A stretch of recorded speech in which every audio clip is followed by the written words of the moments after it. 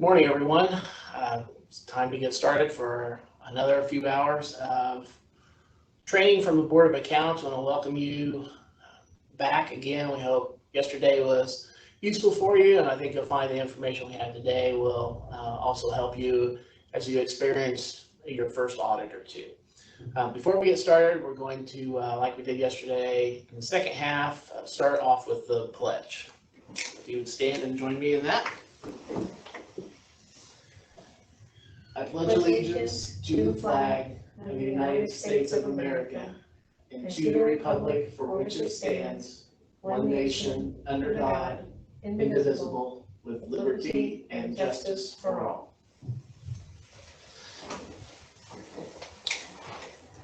The camera moved again. Okay. Before we really get into it, I would like to just let everyone know if you're having any audio trouble or any connectivity, I'm going to give you a phone number that you can call and speak to one of our IT people. It's our office number, 317-232-2513. And you can tell them you're having issues with the webinar and ask, you can speak to Dustin. And then after we go through our presented information, our prepared information, we'll have some time at the end. We've allowed for maybe a little more time than normal for question and answer. So if you have questions during the presentation, if you type them in the Q&A, and we'll read all of those at the end, and then any other questions that you have when we get to the end. If you have a question, a follow-up question or something, go ahead and shoot those to us, and we'll try to answer those when we're done. Oh, and if you have trouble with Q&A, or you're a call-in, you're not on your computer, but maybe you've used your phone, you can email us your question, and we'll be monitoring that at cities.towns@sboa.in.gov if you're not able to use the Q&A.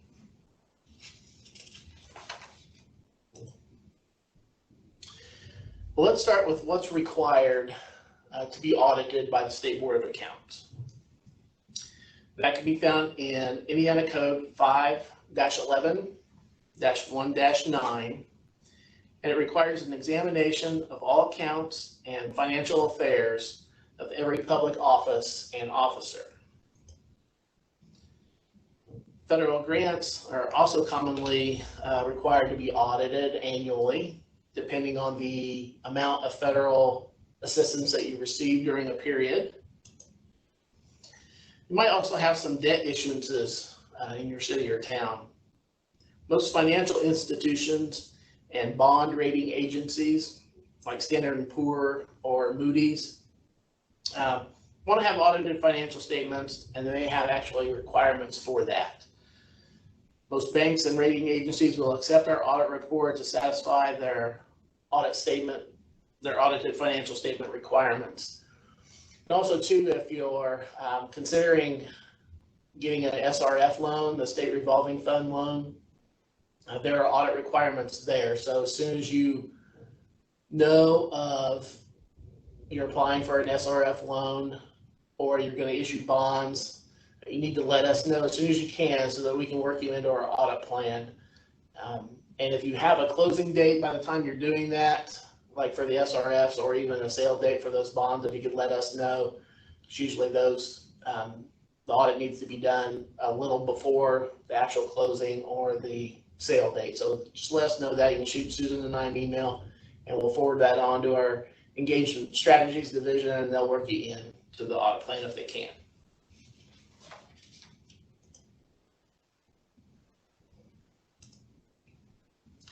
The goals of an engagement are to provide our opinion as to the material correctness of the financial statements as presented. And there are a couple of opinions that you can get. An unmodified opinion means that there's no modifications that have been made to our opinion. The financial information is essentially materially correct. A modified opinion lets the reader know that there are reasons that need to be taken into consideration when relying on the financial statement information. There are a couple of others. An adverse opinion and a disclaimer of opinion. The disclaimer is we don't have enough information, or we've had some limitations to be able to do that audit, so we're not even putting an opinion on that. That actually turns into a different type of engagement title, a different kind of report. I'm going to talk about those at the very end.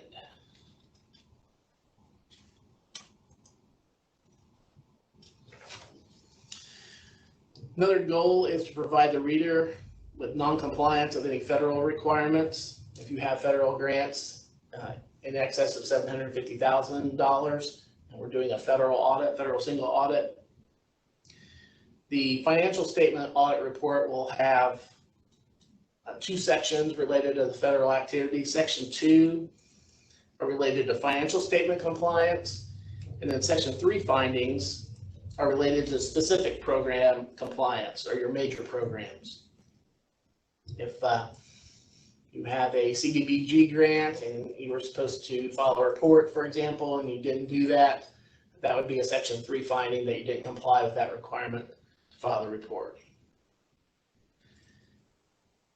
And audit results and comments are related to statutory requirements or the uniform compliance guidelines that the Board of Accounts put out. If you didn't deposit your receipts timely, that's a non-compliance with statute. If you didn't maintain a capital asset record, that could be a non-compliance with one of our guidelines, Board of Accounts Uniform Compliance Guidelines.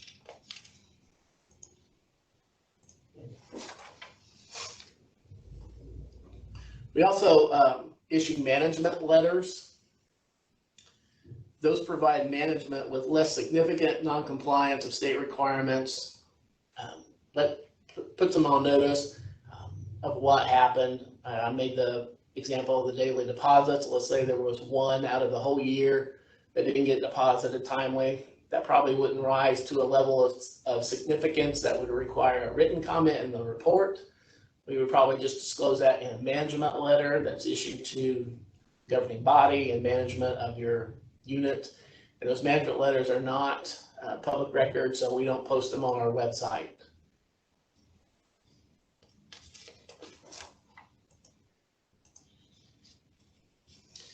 The end result is one of these three documents: an audit report with your financial statements and federal grants if a federal audit was conducted. If you have audit results and comments, those go in a separate report. It's called a supplemental audit report. Oh, that should have been there. You can also have a review report or a compliance report or the management letter that I discussed. The review and the compliance, I'm going to talk about those a little later, but just basically the review report, if we do a review as opposed to an audit, those are for units that don't have any bond debt. So if you don't have any debt in your utilities or your city or town, we can do a review instead of an audit. If there are issues with the records that just don't allow us to really do much of anything, we can issue a compliance report. And usually those start out as a review report, and there are issues that limit our scope, so we have to turn it into a compliance report, where basically we're issuing any comments on your compliance or non-compliance, actually with just your non-compliance of state statutes and stuff. I'll go into that more a little later. I think Susan might be touching on that as well. Well, as an audit approaches and a field examiner gets assigned to your audit, there are some things you'll need to do and things you'll need to get ready for us. I skipped over my slide. The first one is the Form 7. This is what it looks like. It's titled Understanding the Design and Implementation of Internal Controls. And it helps us to know what controls you have in place for the 5 components of internal control. If you were with us in January for the newly elected part of the boot camp, we talked about internal controls there. We also have those videos that are on our YouTube channel that Susan mentioned yesterday on internal controls, and we talked about those 5 components. You have to have controls in each of those areas. This form and some other forms get emailed to you Like I said, once field examiner has been assigned, you'll get those. Sometimes you'll get a blank form that looks like what you see on the screen. Sometimes you'll get a copy of what was completed during the last audit, and you'll just be asked to update it. So hopefully you're updating more than you're having to start from scratch, but even if you do have to start from scratch, you can go to your written policies and procedures that are in place. Maybe you have, some information from the last audit that you can include in there, but you'll see different questions on this form and areas for you to indicate what actions that you're taking and what you do in certain situations, and then you can return that to the field examiner. The Form 9 looks like this. It's titled Understanding the Entity and Its Environment. And it documents our understanding of who you are, what you do, what services you provide, what other factors might impact your environment, like what's happening socially in your community or economically. It can impact our audit procedures if we know that there's a boom in your community, that businesses are moving in and people and housing conditions are going up. That's going to increase a lot of tax revenue and different things. And then conversely, if the major manufacturer in town closed up shop and moved out, and you've got people leaving your community, that can impact our understanding of what's going on and can help us in planning our audit procedures.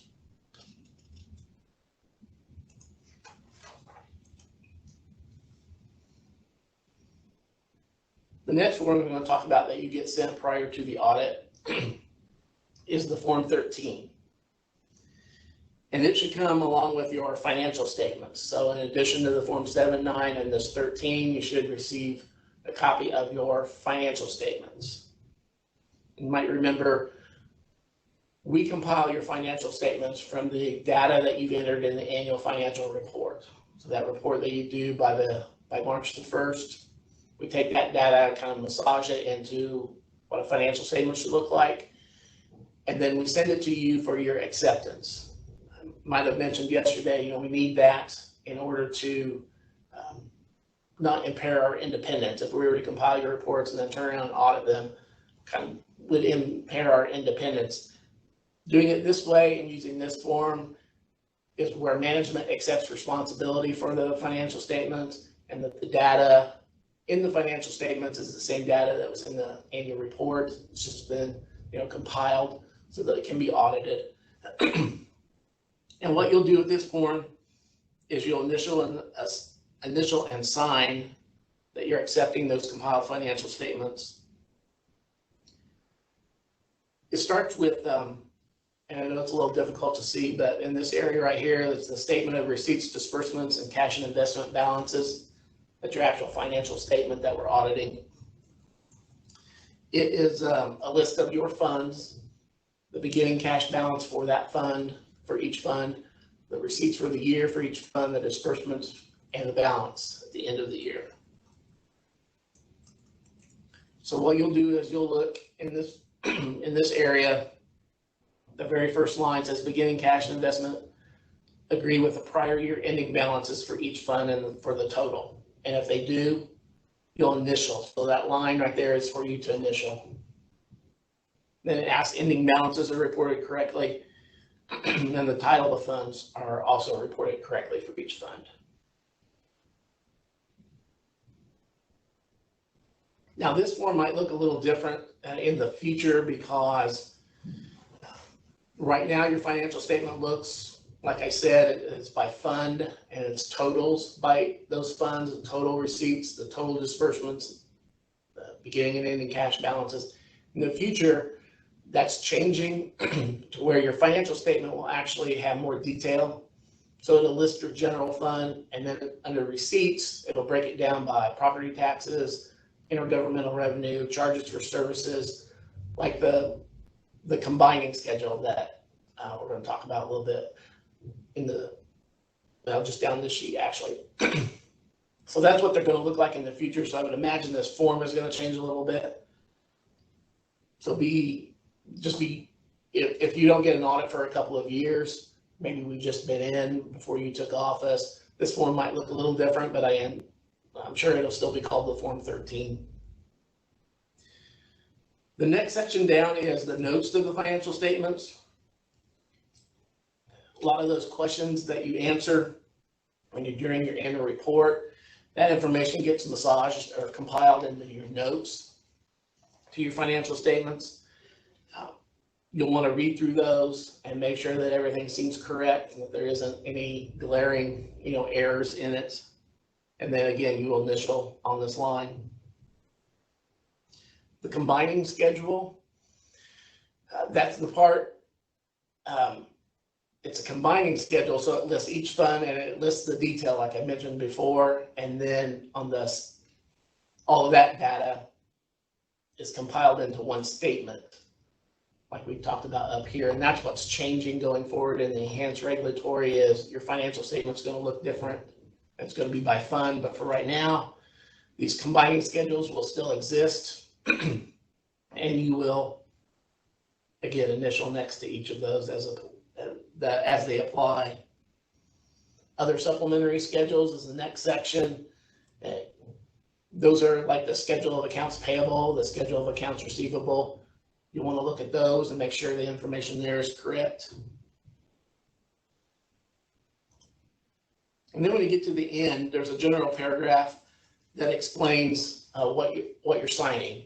That you are accepting the financial statements as we've compiled them, that you understand that the information was from the annual financial report and that information was from your books and ledgers.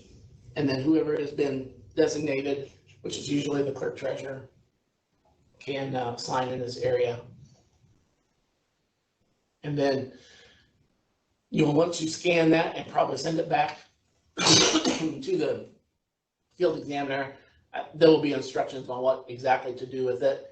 If, it may be that if we're very close to the audit starting, they may want you to hold on to that and wait until the audit starts to get it back to you. Or if we plan to maybe not physically start your audit for a couple of weeks, then you can email it back. So there'll be instructions with all of these forms when they're sent to you prior to the start of the audit. So this whole engagement process starts with an entrance conference. That's the official start of the audit.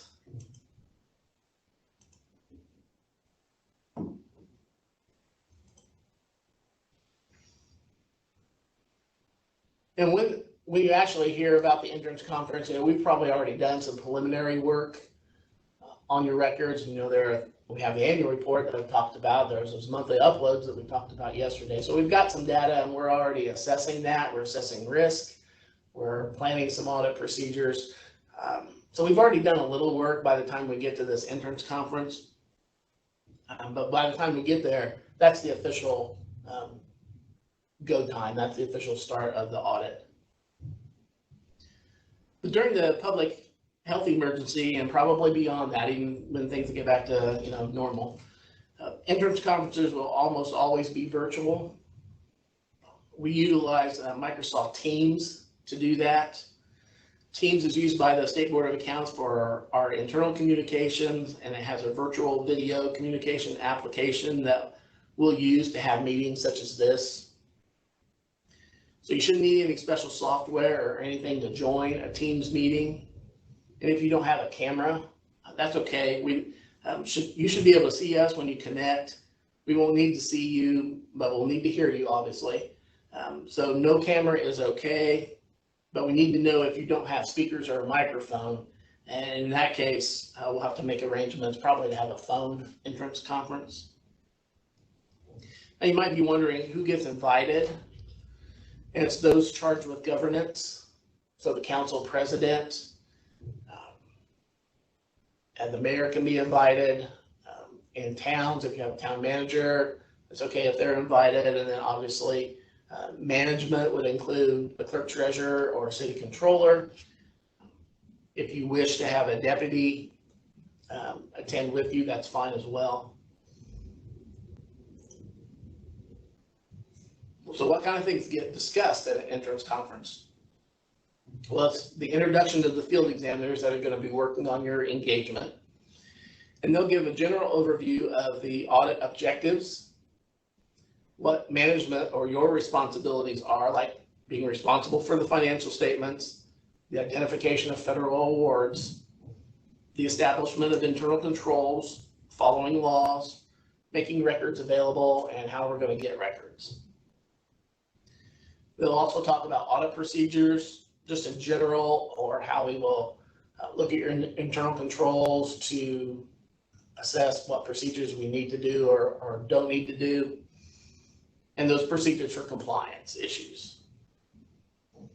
It's also informing management of general records that are going to be requested, and it'll let you know when the audit begins and the expected date that will be done. And they'll also talk about the estimated audit cost. And when they're talking about that time that's involved, they'll get into a ballpark of what you can expect. Of course, things are going to change or could change during the course of an audit that may make it shorter or take longer, but they'll go over that general estimate of how long it's going to take and what it might cost.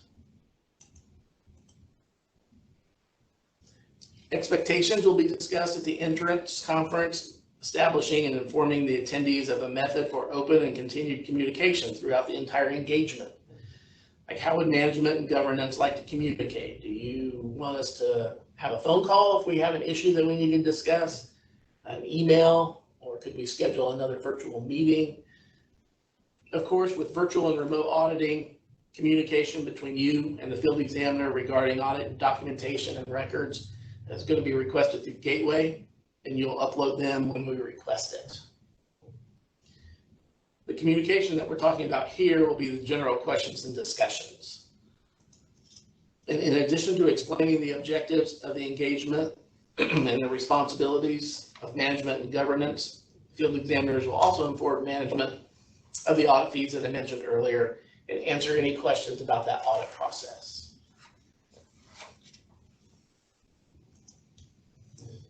And you'll also see this form. This is Form 14 that we call it. It's the entrance conference form. It's several pages long, about 3 or 4. I just copied the first page here so you can see.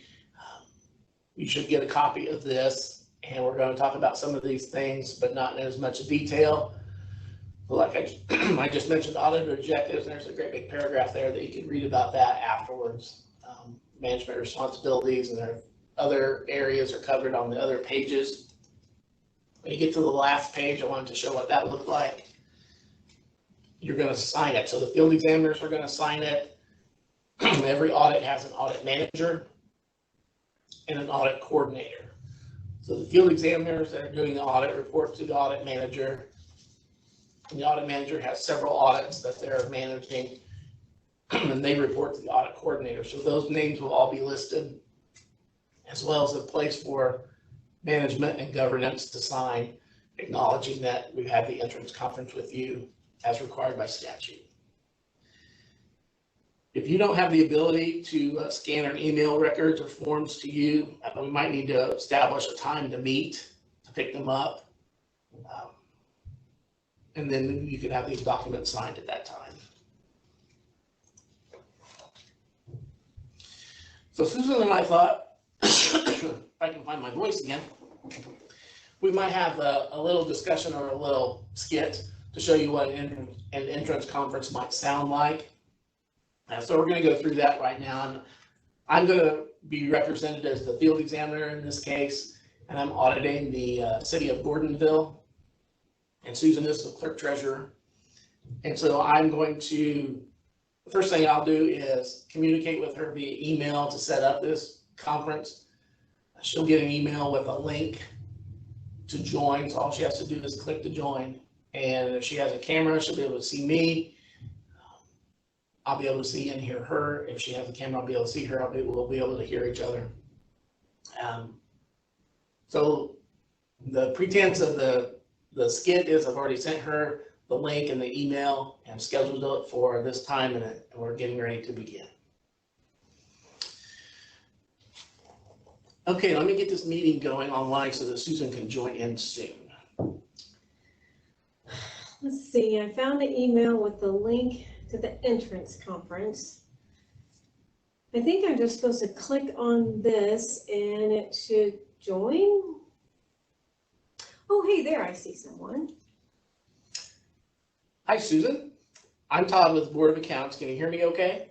Yes, I can hear you and I can see you. Can you see me okay? Yes, I can see you. I can hear you and see you. I understand not everyone has a camera on their computer, so I wasn't sure if I'd be able to see you or not.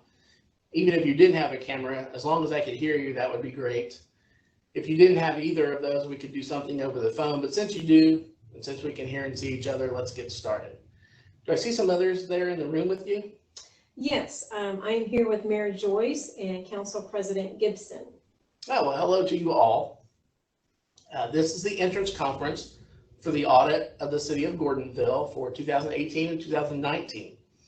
The purpose of this meeting is to inform you the audit is starting and to get us all on the same page as what is expected from both parties. So to introduce myself, my name is Todd Caldwell. I'll be the lead auditor for the audit. Susan, did you get a copy of the entrance conference form I emailed you? It should be that form 14. I just sent it earlier today. Oh, yes. Was that the form that was like 5 pages long? Yes, that's it. It goes into much more detail than I plan on doing in this meeting, so I would recommend you all read it at your leisure when you have time.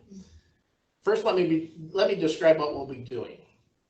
The objective of an audit is to express an opinion on your financial statements and to determine compliance with various statutes and accounting guidelines. Now, I understand you did not have federal grant receipts over $750,000. Is that correct? Yes, that's right. Okay. If you had, then we would have conducted a federal single audit, meaning we would have audited your federal programs for compliance with certain federal regulations. On the form in the section labeled Management Responsibilities, basically lays out that the city is responsible for the financial statements and internal controls. State Board of Accounts will compile the statements from the data you entered in the annual financial report, and then the city will sign the form, that Form 13, which accepts the compiled financial statements. So that accepting allows the Board of Accounts to compile your statements and then turn around and audit them without impairing our independence. The Form 13 is one of the preliminary forms that you should have received within the last few weeks. Susan, did you get that Form 13? Yes, I got that and a few others. Fantastic. I'll talk about those other forms in a few minutes. The financial management responsibility is that you need to make all financial records and related information available to the field examiners, myself, and any others that are assigned. Now, I think, Todd, if I could stop you for a minute. Mm-hmm. In the current social environment that we have right now, how are we supposed to make those records available? I mean, our city hall is generally closed to the public, and we're still leery of having outsiders come in. We don't want to infect anyone, and we certainly don't want to be infected ourselves. No, that's a great question. As you might remember, we've been talking for a year and a half about remote auditing. Remote meaning doing the vast majority of the work off-site. And we had just started to dip our toes into the remote audit waters when COVID-19, pushed us right out into the deep end to see if we would sink or swim, kind of forced our hands to that. So we had to adjust our plans and started doing all of our audits remotely back in late March and early April. And we've been doing them that way for the past 5 months now, and it seems to be going fairly well. So in order to limit exposure to everyone involved, you're going to upload audit documents to us for our examination. There may be an occasion where we have to visit for part of a day, for those items that may be too large to upload. But I, as the lead auditor, will be in communication with you as to when and what we need. And then we can make arrangements to have maybe what we need put in a separate area for pickup or for our review on site. Maybe we'll be there for the entire day or part of a day. It'll be in a location, or it should be in a location that's far away from everyone else so as to limit exposure and have adequate social distancing. We will be wearing our face coverings. so that we don't want to, like you said, infect you or be infected. So will you be doing this for all of my records? That is, you're gonna come to City Hall for all of my records? No, we'll just be coming to examine or obtain those that are too large to scan and upload. Scan and upload? Yeah, for most of the records, we will make requests through Gateway for them.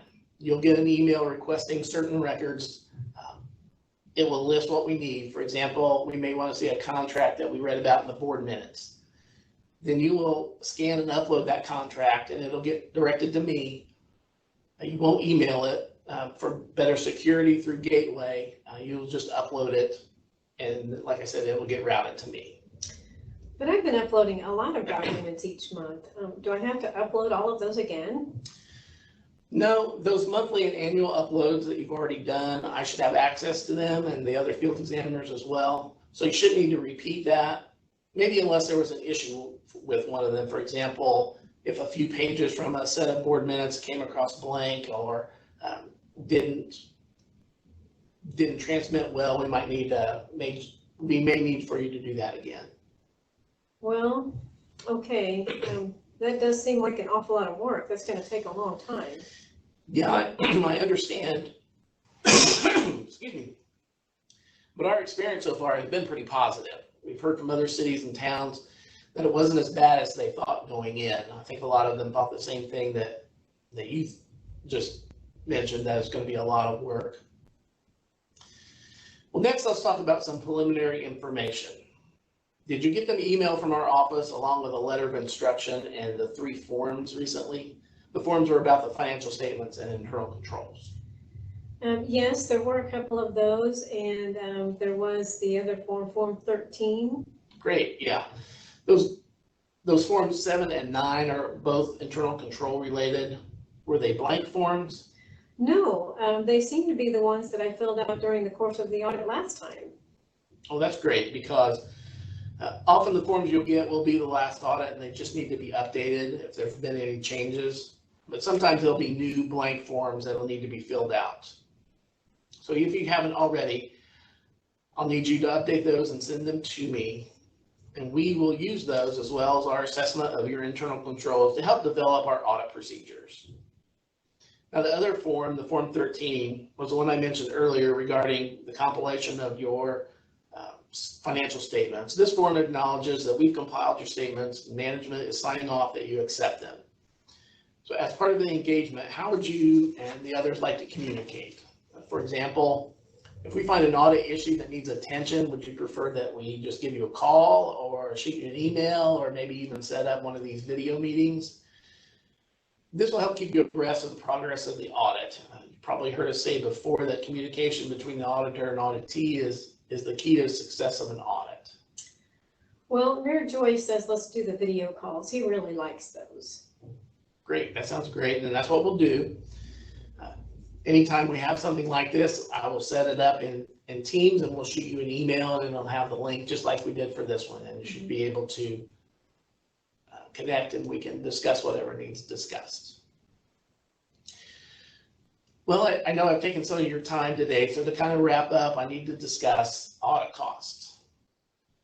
The audit of the city itself will be billed at $175 a day as per Indiana Code 5-11-4-3, and that doesn't include utilities. The city utilities are billed at our full cost under the same statute, which is currently $712.50 a day. And then there's also a technology fee for each report of $40. And those costs are paid to the state in a couple of different ways. First, the city's portion is withheld from the next county tax distribution. So you'll get a statement telling you how much the audit ended up costing, but you won't write us a check for that amount because the county is going to withhold that from your next property tax distribution, and then they'll send that money to the state. For utilities, it's a little different because utilities don't receive tax distributions. There isn't anything for the county to withhold. So you will get an invoice for utility audit costs that you will need to write a check for and send it to the Board of Accounts. At the conclusion of the audit, we'll have a meeting similar to this. We call it an exit conference, where we'll go over the audit results. We'll talk about the financial statements and our opinion on them, and any issues of noncompliance. And speaking of conclusion, we anticipate having the audit completed around the end of September 30th. Of course, situations could arise that could extend the date, but as it stands now, the 30th of September is when we should have our audit field work completed. And then finally, after the report is completed and we have our exit conference, the actual report itself won't be filed until 45 days after the exit conference, and that's by statute. So Susan, do you or any of the others have any questions? No, I don't think we do. It sounds like you covered everything. Well, if you have any other or any questions during the audit, you need to contact me, please do so. You have my email address and my phone number from the previous emails.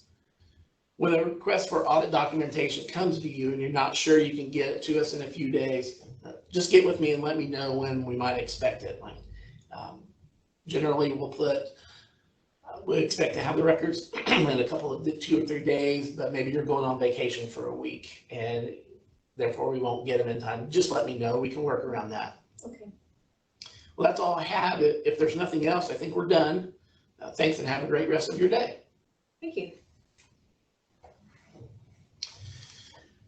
So that's what an entrance conference might look and sound like. Again, I want to stress that communication.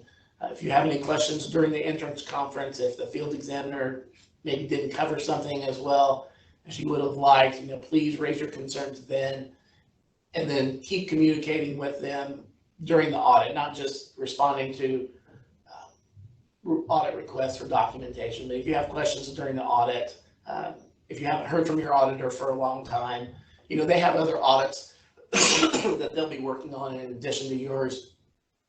So they may spend a couple of days working on some of those other assignments. And if you haven't heard from them and you're wondering what's going on, just shoot them an email or give them a call. They're happy to talk to you and explain the process.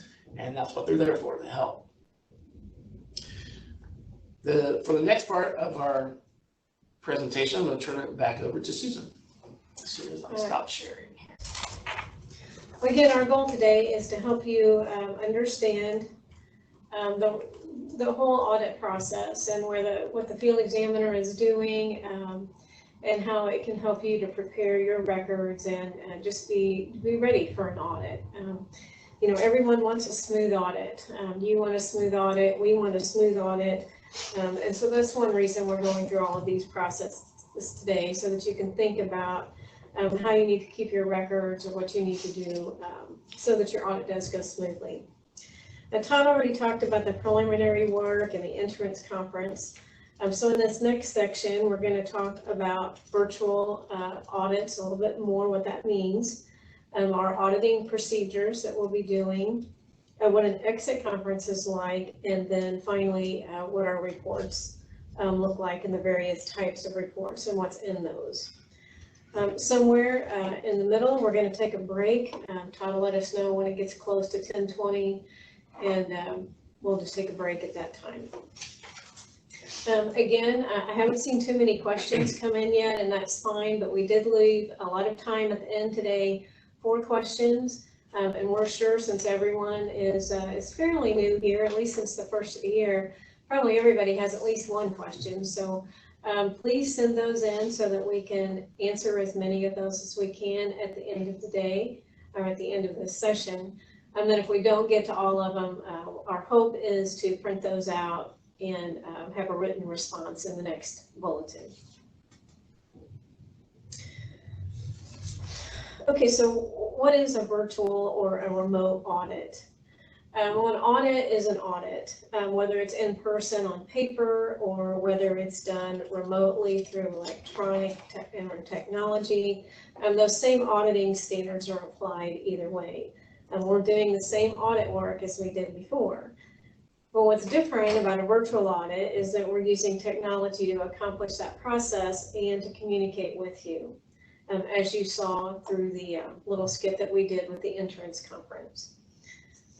One thing that we've all learned from COVID-19 is the importance of using technology to communicate and transmit information. Fortunately, the Board of Accounts already had technology and procedures in place to do remote auditing. And in fact, we had done a few remote audits before the COVID pandemic had started. And that was one of the main reasons behind the monthly and annual uploads that are required.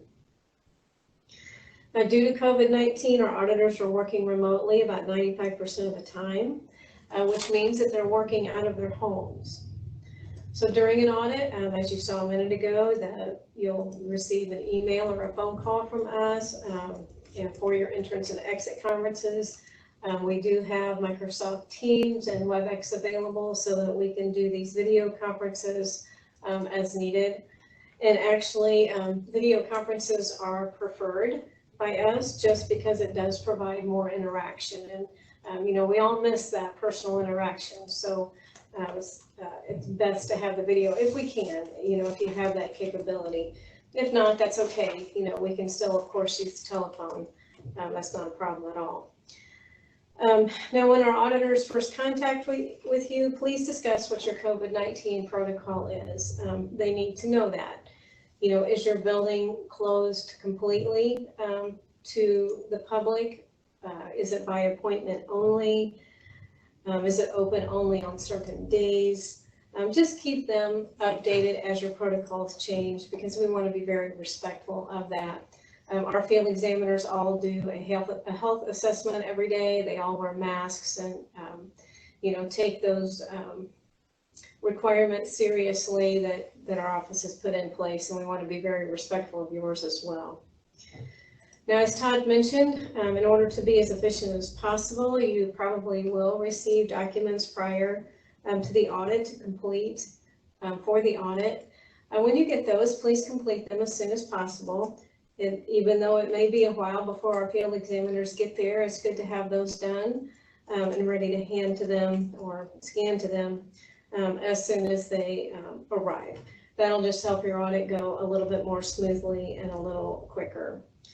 Again, Todd covered that information this morning, and we do also have a video under our newly elected officials video section on completing forms prior to audit if you need that.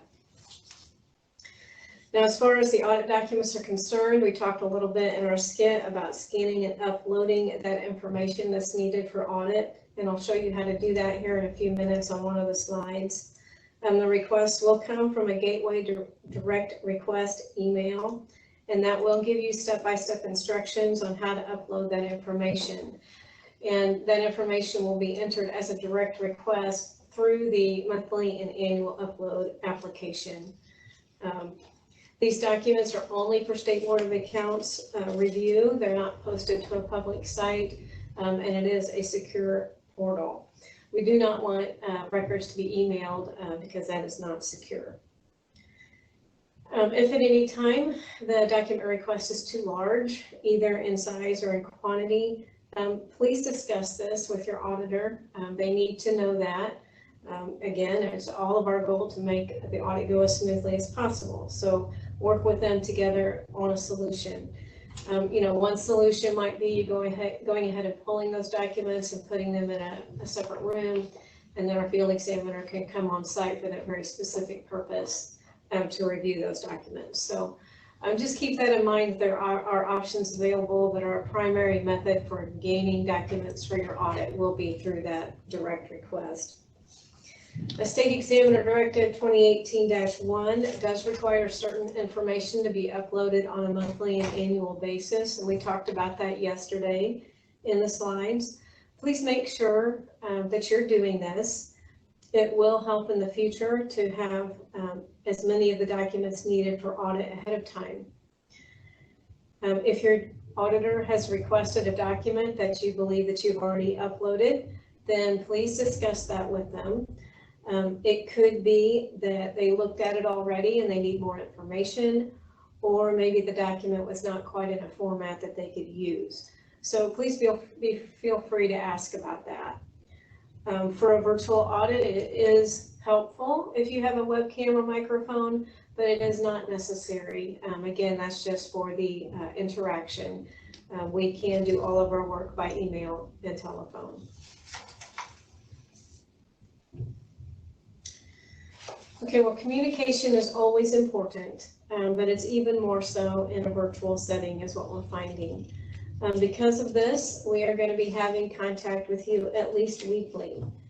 And we prefer, again, to have the team video calls with you where we can talk back and forth and see and hear each other. In our communications with you, we're going to be discussing the records or information that we need.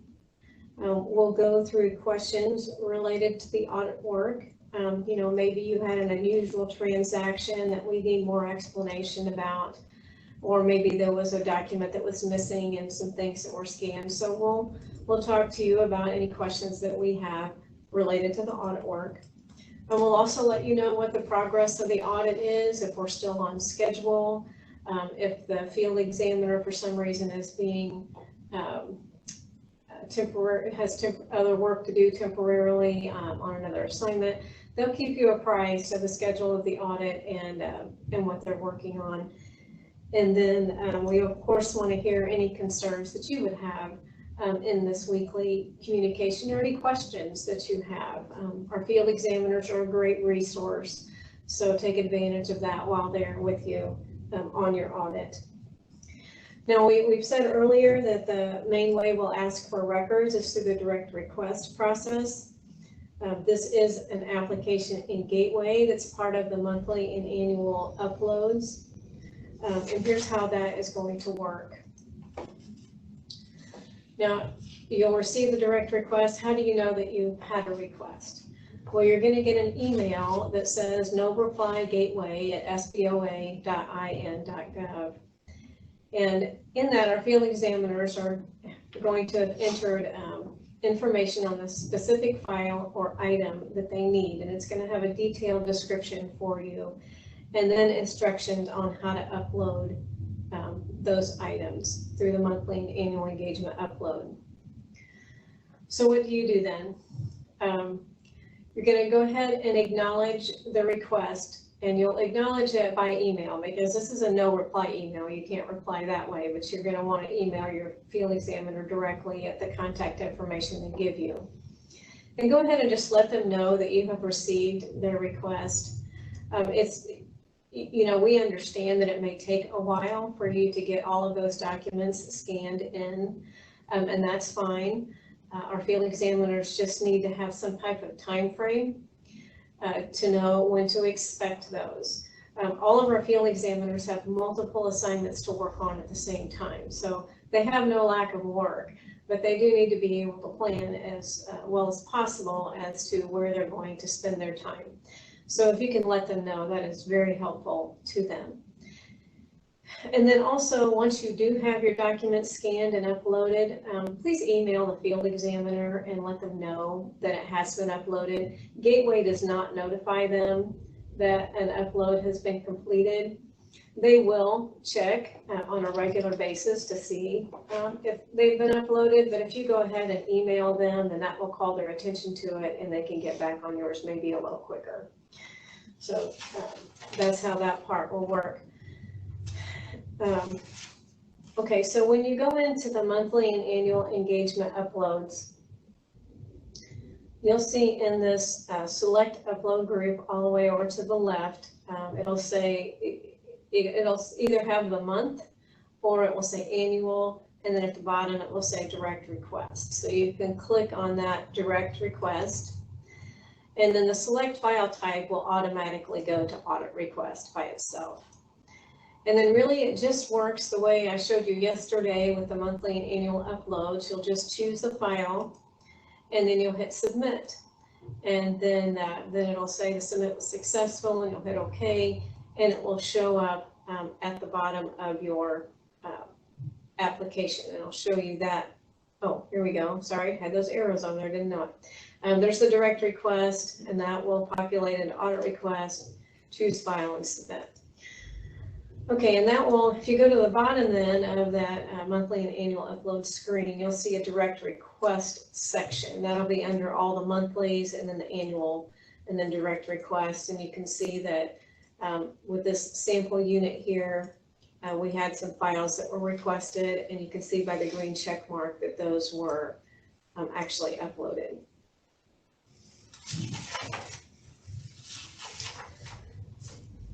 Okay, now we're going to go through a series of questions here, and we're going to go back to the premise that I am the clerk treasurer of Gordonville, and Todd is my field examiner. And I have some questions for him about the documents that he's requested and maybe why he's requested those, because I really want to learn how I can do things better in my office. So Todd's just sent me a list of documents that he needs, and I want to clarify a few things. Okay, the first is written policies and procedures. Okay, now Todd, I know what my travel policy is. I have that because I have to see if the travel claims are right. Same with the employee benefits policy. I know where that is. Now a credit card policy. We have a credit card. What do you mean by a credit card policy? The credit card policy is something that your council would approve, adopt a policy authorizing the use of a credit card, and how the controls are going to take place for that. For example, the card should be in possession of one person, and if other city employees need to use it, they can come and log it out and then log it back in when they're done, as well as turning in the receipts for the things that they've used it for. In our accounting manual, in Chapter 1, there's a section that talks about credit cards and the credit card policy and what we would expect the adopted policy to include. There's a list of like 9 or 10 things that you should do. So you mean we shouldn't just let somebody carry around that credit card? You said something about logging in. Yeah, if you let someone just carry around a credit card, or if you get multiple cards, like maybe you distributed in the department heads, that's a weakness in internal control, because then people could use them and you wouldn't know about it maybe for a whole month until the credit card statement came.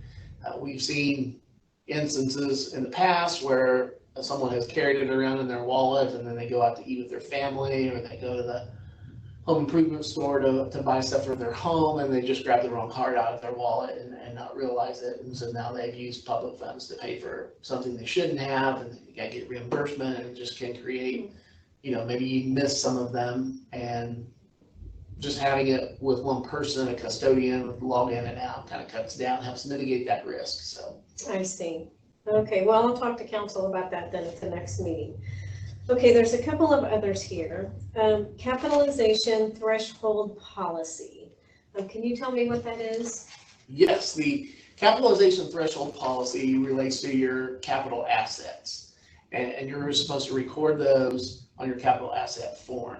But not every little pencil or things that you purchase would necessarily be a capital asset that we would expect you to track. So the capitalization threshold is a dollar amount above which you've capitalized a purchase that you will record on your capital asset ledger. So that's another thing that council will need to set what they want that amount to be, and then anything less than that you would not have to record on your capital asset ledger, and anything above that amount then you would.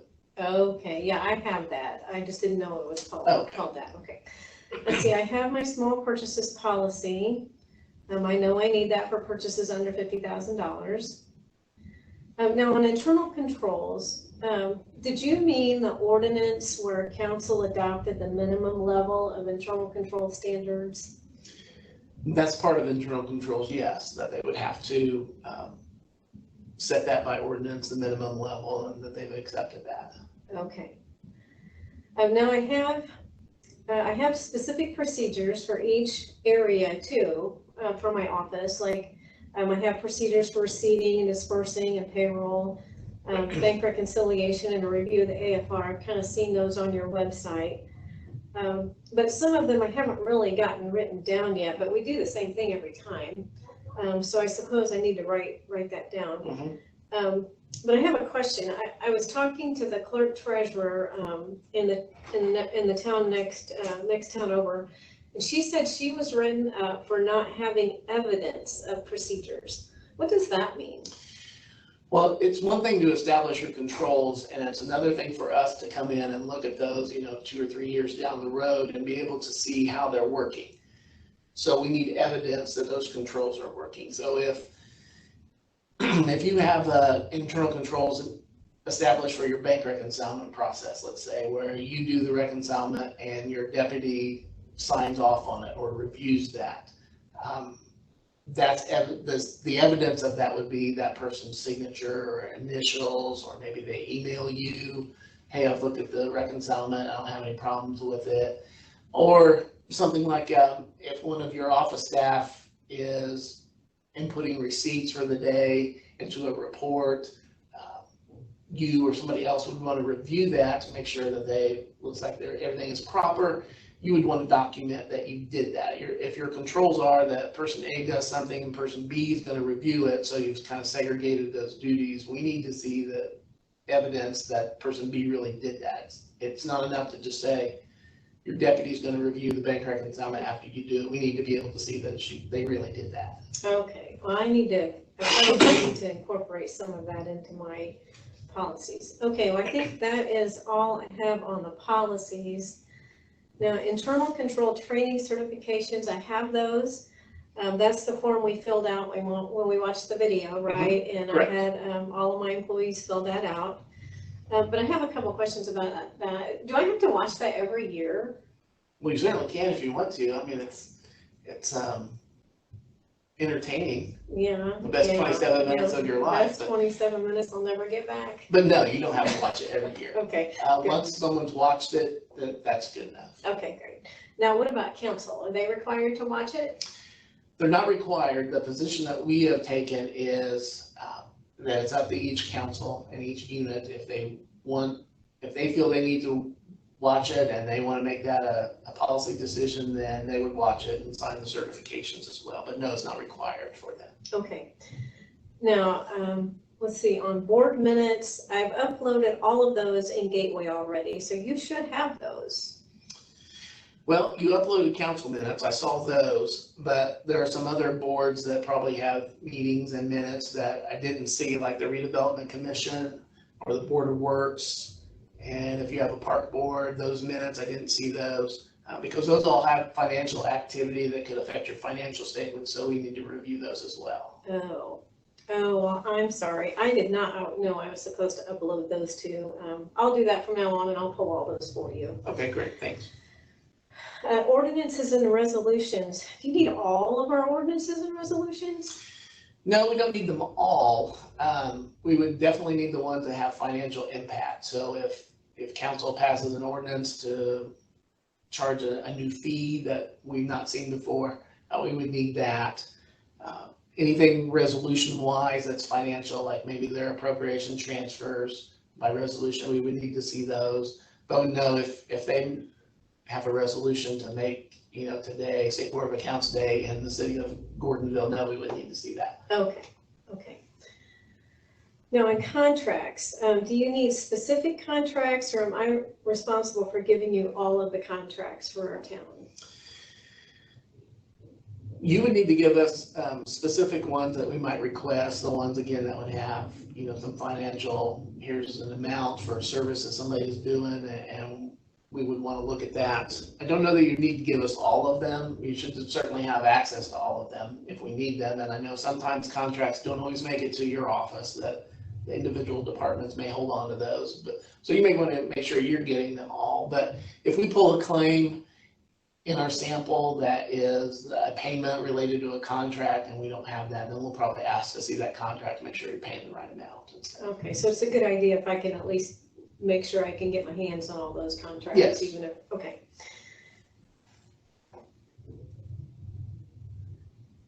Okay, on the financial records, I have my ledger of receipts, disbursements, and balances. It's all posted and up to date and reconciled to the bank on a monthly basis, so I feel pretty good about that. My bank reconcilements and bank statements have all been uploaded into Gateway for you already. Do you still need more information? Yeah, we're going to need access to all of them, not just the year-end one. So if you just uploaded the year-end statement and the outstanding checklist and all that, we will probably need that for the others, and so we can request those. We may not need you to upload all of them, We may request, January and July as well as the December one we have, so. Okay, and what about the optical images? My bank doesn't send those anymore. Well, the first thing I would do is probably get with the bank to see if they could. Most of them will make that part of your statement, but we do need to see those. Not necessarily all of them again, so I would say we probably give you a list of the claims that were pulled, and we would need to see the checks with those, and the front and the back are what we need to see. Okay. So you might have to request those specifically. Sometimes they charge a fee for that, so that's why it might be best if they could just let them know that you have to have that for the audit purposes. It's a government record. If they could just provide you those images with your bank statement, some of them are more than willing to do that. Okay, I'll check on that then. Now, grant awards and grant agreements. The way we've operated here, whichever department receives the grant has all of that information. So that may take me a while to track that down. Are you gonna need all of that, or is it just specific ones? You should probably have access to all of them. So we might request certain ones at different times. It might just depend. And so if you had them all at one time, it might make it easier for you to provide it to us. If different departments are keeping them, I'd probably go ahead now and ask that they send all those to you so that you have them, so that as the audit progresses, if we want to see one or more than one, you've got it, and it doesn't take you several days to track it down. Okay. Now, on debt documents, I know you need our bond information. Are you talking about leases too, or? Yes, we would need lease information if you've leased any equipment or vehicles or whatever, yeah. Okay, so all of that stuff that I use to complete the AFR? Yes, you're gonna need all of that. Okay. Now, the capital assets. I am trying to get a handle on the capital asset information. Nobody had really done anything with that for years until you guys started harping. I mean, you started training on that a year or so ago for this new enhanced regulatory basis of accounting. I've been working with our department heads, and I'm trying to have them list all of the assets in their area, and they've been doing that for me. But then we have the issue, we've got to go back and try and figure out what the estimated historical cost is, because some of those records are going. We got to figure out, the estimated useful life of those items. So I have been looking at the Board of Accounts manual. There's several good articles in there that have been helpful. But anyway, I do have my Form 369, which is that capital asset ledger. I filled it out the best I can, but right now we're still kind of working on it. I think it's close. Do you think I'm going to get a comment if it's not perfect? No, if the effort that you've made so far sounds like it's a great start. Usually we would take that into consideration. If you've got something that we can look at, if it agrees to what is in your annual report, that's a great thing. We would encourage you to keep working, toward it and doing the things that you're doing to get it where it needs to be. But if you've got something and it's not perfect, I don't see that being a comment. Okay, I have heard some rumors about depreciation calculation. Do we have to calculate depreciation? Because I haven't. You will need to, but not right now. That was going to be a requirement for 2020 financial information. So the audit report or the annual financial report that you would have done early next year, that would have been information that would have been included, but we've kind of pushed that back due to COVID and the coronavirus. It's kind of turned everybody's world upside down. So it's a lot of changes, and we've delayed that a little. Okay. Let's see, on the receipts and the accounts payable vouchers, you sent me a list of receipt numbers to pull and the documents that go with that, and you sent me a list of check numbers to pull and the APVs that are going to go along with that. Do I have to scan and upload all of that into the direct request? Because I think that's going to take a long time with all those invoices and little receipts and things. If you can, I would recommend that you do. I know it's going to take some time, but overall, I think that information gets to us faster, and that might help reduce some of our time that we're billing for you. I know it's more time on your end, on the front end, but on the audit side, it's a little easier to get that electronically and to go through it. But if it's too much volume or too much to be able to do, like I said, just let us know. We can make arrangements. It's going to depend on our sample size too, whether we look at 10 claims or 110 claims. You know, obviously 110 is going to take you a lot longer to do, and maybe we can just come and see those, you know, on a morning in a separate room or something. Okay. And then the payroll records, do I have to scan those in? What are you going to be doing with our payroll records? We're going to be testing those payroll records to see how much people were paid, if they were reported correctly on the 100R, if they were in accordance with the salary ordinance, were withholdings authorized, that kind of thing. And yeah, it can be a lot of information too. If you scan it and upload it, just know that the gateway upload is very secure, and we would ask you to definitely do that, but not email it to us because the email isn't as secure. And that's why we just do that with that information. Okay. Part of our payroll testing. All right. And if it's too much, we can make that part of, you know, visits if we have to come get something and take it or look at it in your building. Okay. Let's see, I think I can get you my withholding statements. So that's all the questions I have on preparing for an audit. I'm sorry, on the documents that you requested, but I would like to learn a little bit more. You know, I'm kind of a planner, and I like to be able to learn from this audit and know how to plan kind of for the next one to make it easier on both of us next time. And so I'd like to just talk to you a little bit about that and with some of these major areas. I do understand that I have to file my AFR and my 100R and the uploads on time. And I'll continue to do that. I know that the AFR and 100R are statutorily required, and that uploads are required by a state examiner directive. And those are all good enough reasons for me to keep doing that. But I would like to understand why it's so important to the audit. I mean, what if I don't get those things done? Well, if you don't have those things done when we come in to do the audit, it can increase the audit time. And so the audit's just going to take longer. We're going to have to bill you for more hours, and it's going to cost the city more money. It could also result in a comment in our audit report if you don't have those things done because you're not necessarily in compliance with a uniform guideline or a statutory provision. And there may be some modifications needed to your records or some modifications to your financial statements if your records aren't in good order. We may need you to go into Gateway and make these changes, and again, that's just all time consuming. Okay, well, we don't want that. We want a smooth audit, right? Yes. Okay. Documenting internal control procedures and evidence of procedures. I have learned that internal controls is an ongoing process, so I'm going to need to continue to add or modify the procedures that I have. Thank you for the information on the evidence of procedures. I have not been doing that very well, so I'll probably incorporate some electronic signatures or maybe even a checklist or two for that so that I can have that evidence. And then I'm also going to probably be more proactive in evaluating whether or not the procedures I have are working and if they need to be modified. But in order to do all that, I'm going to need more information. So where could I find more information on internal controls? Sure. I think the first place I would refer you to is we have a separate manual for internal controls. If you've seen that, it's on our website. It has a lot of good information about the 5 different components. It has some examples of things you can do, and that's a good source of information. We also have the video that's on our website. We also, the instructional, the training, the minimum standards.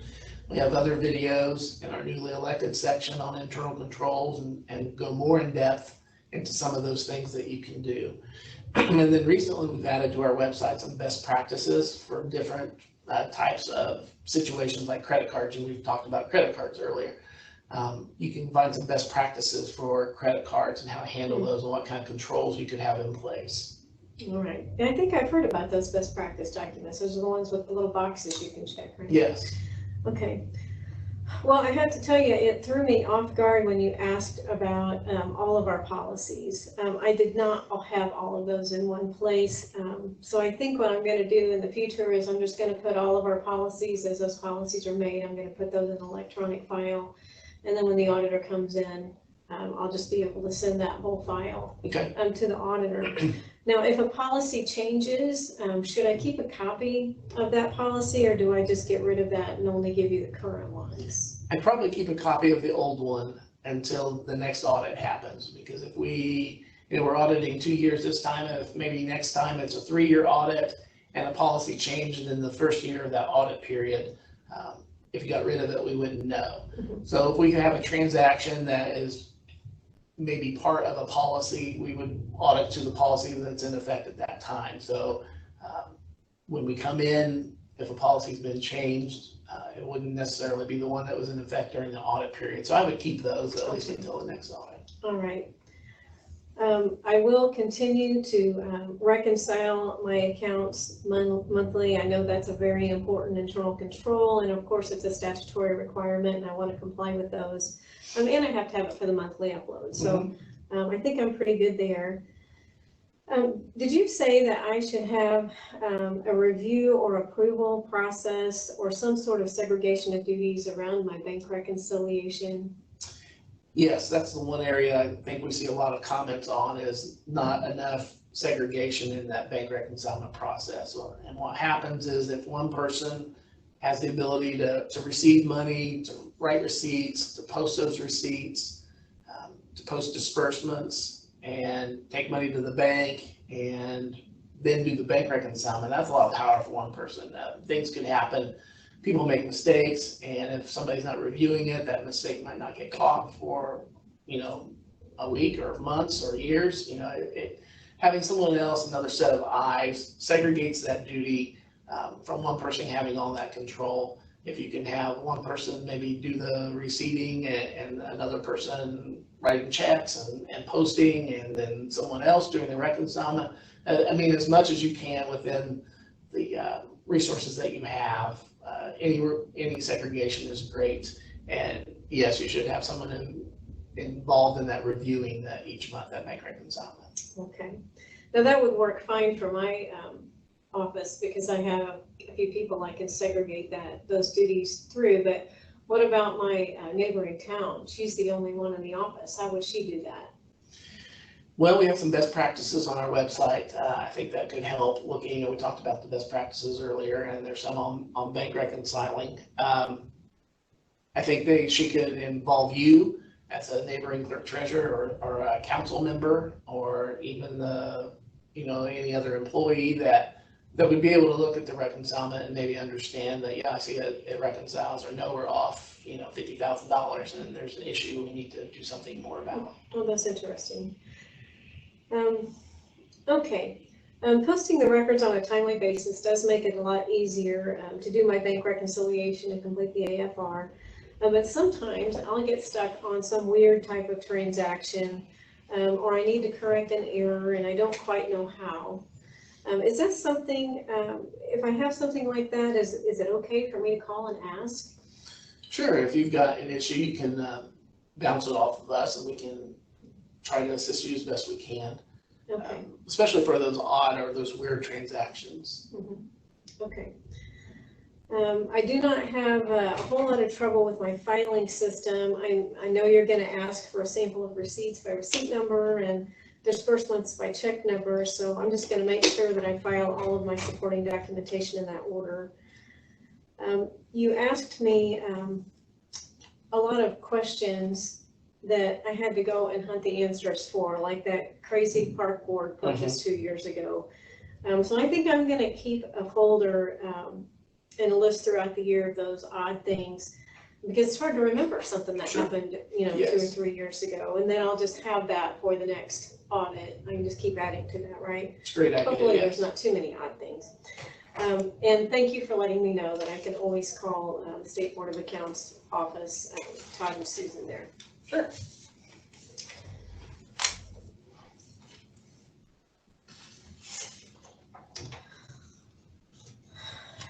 All right. I do have some more questions on my audit. Again, this is all just so that I can understand, because the more I understand, the more I can, keep my records in a way that you would need them. I've given you all the information that you asked for. Now, what is it that you're doing with that?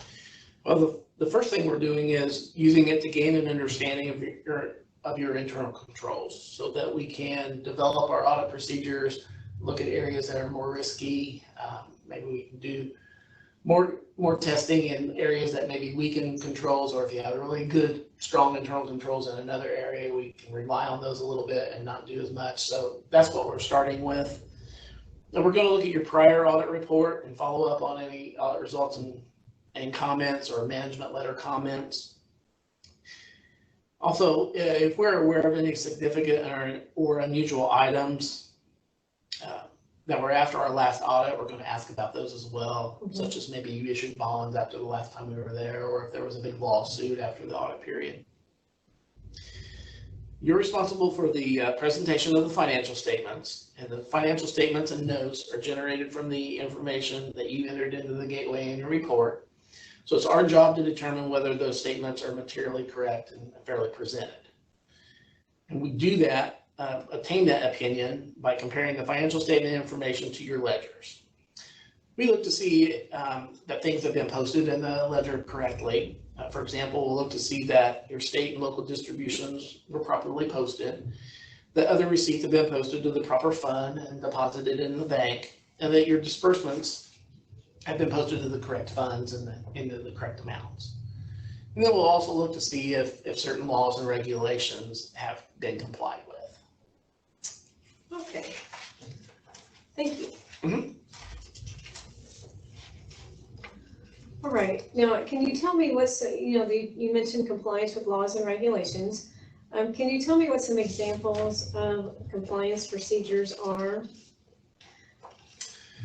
You talked a lot about internal controls and the need for written procedures, and the evidence. What are a couple of key things that you're looking for? In compliance procedures, like yes, for internal controls, let's say. We would want to see, like, let's take the depositing of receipts. We would want to see that receipts were issued and that you have a process or a control in place for that. The control would be something we would look for. The actual issuing of the receipt as a compliance thing. So you've got a couple of things going on there. Okay. As well as we would look to see what happened after that. Somebody's supposed to post that. What's the control for that? Does somebody review that after it's done? Who takes that money to the bank, and how often do they do it? So the how often would be a statutory compliance issue that we would look at. And from a control standpoint, we would want to see you had a control in place for that. Okay. I understand that you compare the annual financial report information to my ledgers. What if I find out sometime during the year that I've made a mistake on the AFR? Can I go in and correct that? Oh, absolutely. You can, if it's during that period, you can unsubmit your annual report and make changes or corrections to it. And then just remember, if you do that, to resubmit it. We see a lot of times people unsubmit and they make changes and then they forget they have to resubmit that all over again. Otherwise, it shows that it's not been submitted in Gateway. Okay. I know that you looked at my appropriation balances to make sure I've not exceeded those. I have a pretty good tracking system in my computer software, so I'm pretty good here. I'm pretty good there. Sometimes I have to transfer appropriations though from one department to another. Is that okay to do that? Yeah, if you've got the proper approvals and council's aware, they're the legislative body. They're setting budgets and appropriations for things, and so they need to be involved. And it depends on if you're moving it between classifications or just departments or both, and so you'll want to get them involved. Okay. Now I understand the importance of monthly bank reconcilements, and I do get those done, and I will continue to do that. But if I have a variance, what should I do? Do I just stop doing my monthly reconciliations till I find that problem? Am I supposed to report that to you? Those are great questions. I wouldn't stop just reconciling. I would do all that you can to try to identify the variance. Maybe go back over everything again, make sure everything you've posted in your ledger hits the bank at some point, and then see if there are things on the bank statement that maybe you didn't get to your ledger, like a service fee or interest or maybe a coding error. And if you still can't find it and you've got a variance, Sometimes they just don't jump out at you. So, and sometimes they work themselves out the next month. So just wait till the next month and try to reconcile to that same variance, or at least to zero. And maybe you come up with that same variance again. And maybe the month after that, it's that same variance that you just can't figure out again. And if you can do that for a month or two, at least you know in those subsequent month or two that your procedures are working, you're inputting things right, your computer is, doing correct calculations and stuff. You just had something weird happen that one month that you can't identify. And then after a period of time, and I mean several months or maybe a year or two, if you're still reconciling to that same variance, you can approach council about making a book adjustments to get it back into agreement. Just make sure you have all that documentation for us so that we can look at it during an audit, that we would want to look at that. And if you can hold off on making that adjustment until the next audit, that's kind of what we would prefer, is to be able to come back in and look at it ourselves and make sure that, okay, yeah, it doesn't jump out at us either. We see that you did a lot of work to try to find it, and then we would not take exception to making the adjustment. Okay. Is this the type of variance that if it goes over my materiality threshold, should I report that to you? Yes, you asked that, sorry, I didn't address that. Yes, your materiality for reporting losses under 511-127, you should have an amount there, and if this type of variance would be something that you would report to us. So Okay. if your threshold is $1,000 and your variance is off 500, you would not need to report that to us. You'd still want to keep investigating and try to identify that error. But if your variance was $1,500, then you need to let us know, and we'll look at that and determine, do we need to come in and help and try to figure out what's going on or not. Okay.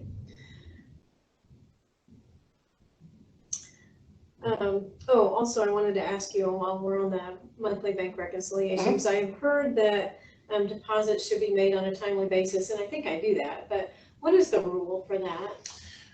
Well, the rule, the basic rule is that you are supposed to deposit receipts the day of receiving it or the next business day. And then the one exception for cities and towns is if you don't have $500, then you don't have to do that. So you would just, if you only took in $400 in a day, you would not have to go to the bank until you got to a point where you had over $500.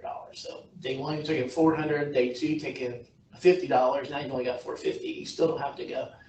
And then day three, take in $100, now you're at $550, so that would require you then on that day three to either go that day or the next business day. Okay. Are there any exceptions during this whole COVID time?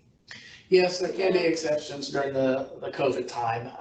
We issued some memos and directives back when this was all starting in March and April. And if you've adopted a policy that you're going to reduce that deposit to just a couple of times a week, we won't take exception to that. So you technically can be in non-compliance with that statute, and we won't write a comment or write you up in your report for that, just as long as it's documented how often you're going to do it. If you're going to do it on Tuesdays and Thursdays, assuming you have, a city your size, you probably always have over $500. Mm-hmm.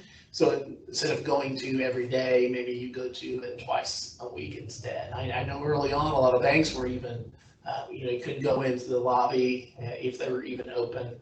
And so that created an issue, and that's why the state examiner said we wouldn't take exception if you deviated from that a little bit, as long as you had good documentation for it. Okay. Now for compensation, we have a procedure to compare compensation being paid to the salary ordinance already on a regular basis. I wanted to make sure I did that because I would hate for the wrong salary amount to be entered in the system and then somebody be overpaid or underpaid, and then that just makes it hard on everybody. So I think I've got that taken care of. What are you looking for with the payroll remittances to the Department of Revenue, the IRS? Well, those payroll taxes that you withhold and your liabilities that you need to send to the Department of Revenue and the IRS, we're looking for, are they being done? Are they being done timely? We may test some of those to see if the calculations are correct, or if you've made made a distribution or a remittance to the IRS and it was for $10,000, or you want to see the support for that, was it supposed to be $12,000 and you only send them 10, or was it only supposed to be 8 and you sent them 10? And then that's important too, because if you're not complying with their deadlines and their requirements, they can assess penalties and interest, and that can have a huge impact on you as well. Oh, I think the town that was up north, I think somebody had to pay back something. Yes. We do review that as part of the compliance guidelines. If there's any penalties and interest paid, it could be the responsibility of the official that was supposed to do it. Do you look at that on a case-by-case basis? If it was, a one-time thing, maybe it's not a payback and maybe it's just a comment, but if it's, somebody's not doing their job, they're not filing those reports timely and making those remittances like they're supposed to, then yeah, we can ask for somebody to pay that money back. I don't want to do that. Okay, fund sources and uses. Now I know certain funds can be used for any lawful purpose, like general or riverboat, but I want to make sure that I know what the purposes of all the funds are. So is there somewhere that I can go to find out that information? There's a few places. The first that comes to mind is Chapter 4 of our accounting manual that talks about different funds and lists the statutory provisions that they're created under, and that's the second place is the statutes themselves. If it's a statutory fund, usually the statute lists what you can use it for, like NVH or local road and street. Those laws say what you can use and can't use for. If it's a home ruled fund that you've created, the ordinance that creates that fund would be where I would start to look to see what you can use it for. And if the ordinance if it isn't clear, then council needs to probably address that, maybe amend the ordinance. The third place is some of the training that we've done, Board of Accounts has done, that you can find on our website under our presentations and material training. You can just scroll through there and you probably would see some that are titled Fund Sources and Uses with some presentations that we've done. Okay. As I said earlier, we are working on our capital assets in hopes of having all of that information ready for the next update to the enhanced regulatory basis of accounting. That has been a lot of work. Is it really necessary for us to do all of that? Yes, it is. Because as we go more into the enhanced regulatory, that information is going to be pulled into your notes, and we place an opinion on those notes. So if you haven't done the work and we can't satisfy ourselves to the amounts that are in the notes, that could affect the opinion that we put on the financial statements. So yes, it's also a compliance issue as part of the compliance guidelines. So yeah, I think you need to do the work. It's hard initially to get to a good place, but then once you've got some good records established, if you can maintain those over the years and record your assets each time they're purchased, it goes a lot smoother. Okay. Now, on supporting documentation, what if I don't have some supporting documentation? And what I mean by that, I have a terrible time getting the department heads to give me receipts for their credit card purchases. So I've just kind of been paying based on the credit card statement because that's all I have and everything's listed there. Is that okay to do that? No, you should really have supporting documentation for any disbursements that you make, including your credit cards. We would look at that during an audit. If we pulled the credit card claim, we would want to see all that supporting documentation. And if it wasn't there, it could be, a report comment. And if it got to that level where we had to write a comment, we would probably look to see what the issue was. If the fire department wasn't turning in their receipts timely, we would probably write a comment up that in the fire department section of the supplemental report. So it wouldn't impact you negatively. It would look like the fire department was not turning those over. If you need to pay them in order to avoid the penalties and interest, which I know they'll charge if you don't pay all of it or timely, I see clerk treasurers doing that when it's the other department's issue. Maybe the mayor isn't turning it over either. If you need to go ahead and pay it to avoid that, if you do, we would note that in the comment that maybe penalties and interest were assessed due to the fire department not turning in their receipts timely or something to that effect. And if it's something that a clerk treasurer isn't doing, we can put a comment in the clerk treasurer's, if it's partially their fault as well, so. Okay, all right, that's good. Now, in the MPH restricted, you look to see if I posted 50% of my distribution to that sub-fund, and I had started doing that January 1 of 2019. And I think I used that only for construction, reconstruction, and preservation, but sometimes it's hard to determine what that is. Are there any definitions anywhere that I can take a look at? Yes, when the legislature set that up in the statute, they didn't give really clear definitions of those. The Board of Accounts has kind of worked with LTAP to come up with some definitions that are included on our website under the annual highway report, or the annual operational report it's called.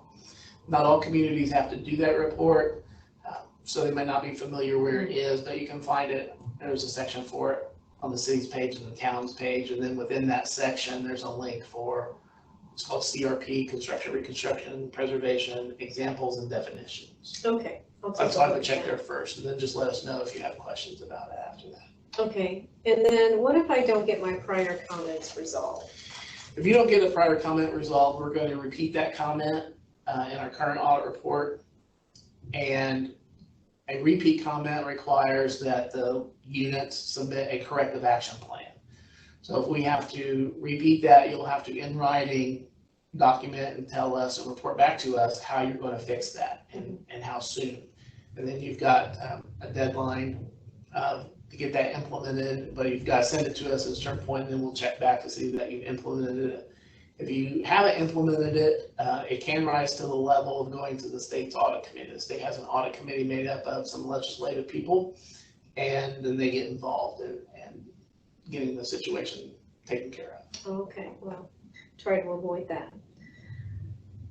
All right, just a couple more questions. Okay. You had given me a couple of things during the audit. You asked for an attorney representation letter, or you gave me one, and a management representation letter. Can you just let me know what those are? Sure.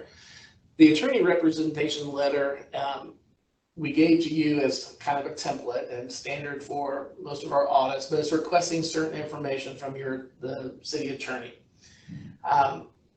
We have to look at those things as part of our auditing standards, say that we have to look into, like, are there any huge lawsuits or things like that the attorney would know about and could advise us on, because that can affect your financial statements. If you've got $1 million in the bank, but there's this huge $5 million lawsuit out there that you may not have the money to cover, that the reader of your financial statements needs to know that. They need to know, okay, we see how much your financial statements are, but you've got this hanging liability over here that you might have to pay if things don't come out right. So that's what we're asking for from the attorney. The management representation letter, those are just representations that management makes to us, that things like, you've given us all the records we asked for, you didn't know about any fraud that you didn't tell us about. It just documents, some of the things that you're going on record as saying that you've done or not done and provided for us. It's kind of a protection for each of us, and again, it's one of those auditing standards that we have to address certain items. Okay, and I have to sign that? Yes, or somebody from management. Usually it's the clerk treasurer and maybe the council president signs that. Okay, all right. Well, thank you for answering all of my questions. You're welcome. Okay, well, I hope that, I'm sorry that we went past our break a little bit. I was trying to find a stopping place. But I hope that little exchange helped you understand maybe a little bit more about the audit process and what's needed and how you can keep your records. And we hope you enjoyed that little exchange we had, so that you can think about what the audit process involves and how you can post your records and maintain the organization of your records, so that you can have a very successful and a smooth audit. We, as I said earlier, we all want a smooth audit. Now, once the audit work is finished, you may have some audit findings. Those would be non-compliance with a statute or non-compliance with the Uniform Compliance Guideline. And when we talked about some of those yesterday, and you remember you can find the uniform compliance guidelines in our state examiner directives or manuals or bulletins, all on our website. Some of you may have an audit that covers part of your term and part of your predecessor's term. Don't worry about that it covers more than one term. If the ARC, and we call audit result comments ARCs, if that ARC is only related to your predecessor's term, then it'll be clearly stated that way in the report. And we also have a schedule of officials at the beginning that shows who was in office at what time period. So don't let that worry you. Now, an audit result comment is a comment that's in the written supplemental report. And if it's in our supplemental report in the form of an audit result comment, then that is a matter that's considered substantial and impactful to your unit. Now, ARCs are separated by department within the supplemental report so that it's clear where that responsibility is for that non-compliance. For example, if receipts are not deposited on a timely basis, that would go in the clerk treasurer section because that is the clerk treasurer's responsibility. If appropriations are exceeded, then that would go in the clerk treasurer's section and in the council section because both of those offices have responsibilities for that. If the redevelopment commission purchased something that they should not have out of TIF, then that would go into a redevelopment commission section and so forth. So I wanted you to know that our reports are, when the audit results and comments are written, they are written by department. Now, a management letter is an item of non-compliance that is significant, but it's not substantial and impactful to the unit. An example of that might be maybe you didn't fill out the receipt form properly, like you didn't always indicate that it was a check, money order, or cash. That would be something that our field examiners might put in a management letter. These are not filed publicly, whereas the reports are filed publicly on our website. A management letter is not, and a management letter only goes to the official. And by statute, the management letters are confidential. Now, verbal comments can be made by the field examiner during the audit. For example, if a field examiner was doing a test of claims and they found that there was one claim that had missing documentation for a $50 disbursement, the field examiner might just tell you in that instance. But again, all of that depends on whether the field examiner in their professional judgment considers it to be substantial and impactful, or just significant, or if it's something less than that, they may just tell you. And then the federal findings, I think Todd is going to discuss in his section. Now, audit results and comments, we write those in a particular manner, and I have an example of one here so that you can see it. The first paragraph or paragraphs are going to be condition and context, and that is really just the facts and maybe the situation surrounding those facts. So in the example I have here, as of December 31, 2019, the town council had not adopted internal control standards and procedures as required by state statute. We consider that to be substantial and impactful. In addition, there was no training of town personnel concerning internal control standards and procedures during the review period. So we have stated that, we state that very factually, and then we have our criteria, and that is the statute or the uniform compliance guideline that was not complied with. And in this case, it was Indiana Code 511-127. After June 30th, 2016, the legislative body of a political subdivision shall ensure that internal control standards and procedures are adopted by the political subdivision and that personnel receive training. So we will always state the fact, and we will always state the statute or uniform compliance guideline. All right, what is a repeat comment? We have mentioned that several times, and that's just because it's very important and we want to make sure that you hear it. If you have comments in your report, whether they're repeat comments or not repeat comments, make sure you get an idea of how to fix that those problems before the field examiner leaves. They are your best resource to advise you because they know your unit. So please feel free to ask them for potential solutions to the comments that you have received. If you still need help after the exit conference, you can always feel free to call Todd or me, and we will also go through potential solutions with you. So never hesitate to do that. If you have a comment that's a repeat comment, you'll know it because in the very first line of the comment, it will say that this comment was in a subsequent report, and then it'll give that report number.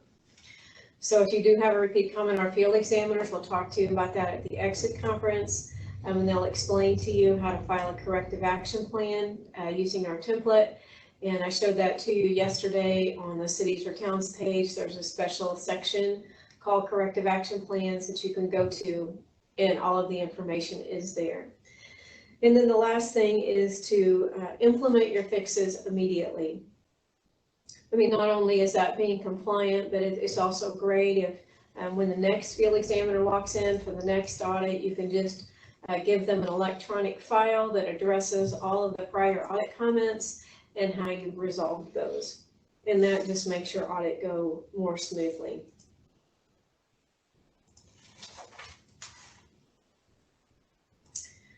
All right, on the exit conference, fiscal officer and council is invited to attend the exit conference. And by statute, that's one time the entire council can come together, and it's not considered a public meeting.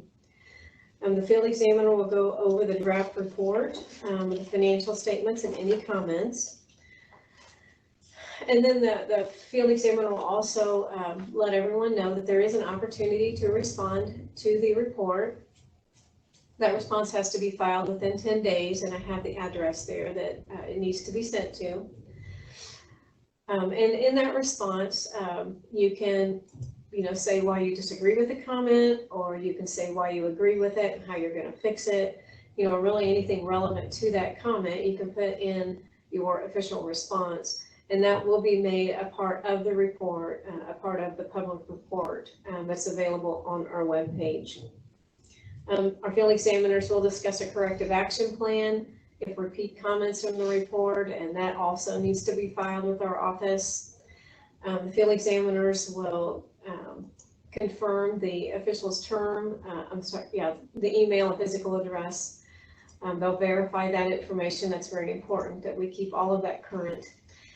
And then it's important that you know that the results of the audit are confidential until the report is filed. So make sure that that you do know that. There will be an exit conference form. There's always a form. This is Form 4 for the exit conference. And note that portion in yellow, as I just said, that the results of the audit are confidential until the report is filed. There are options 1 and 2 down there.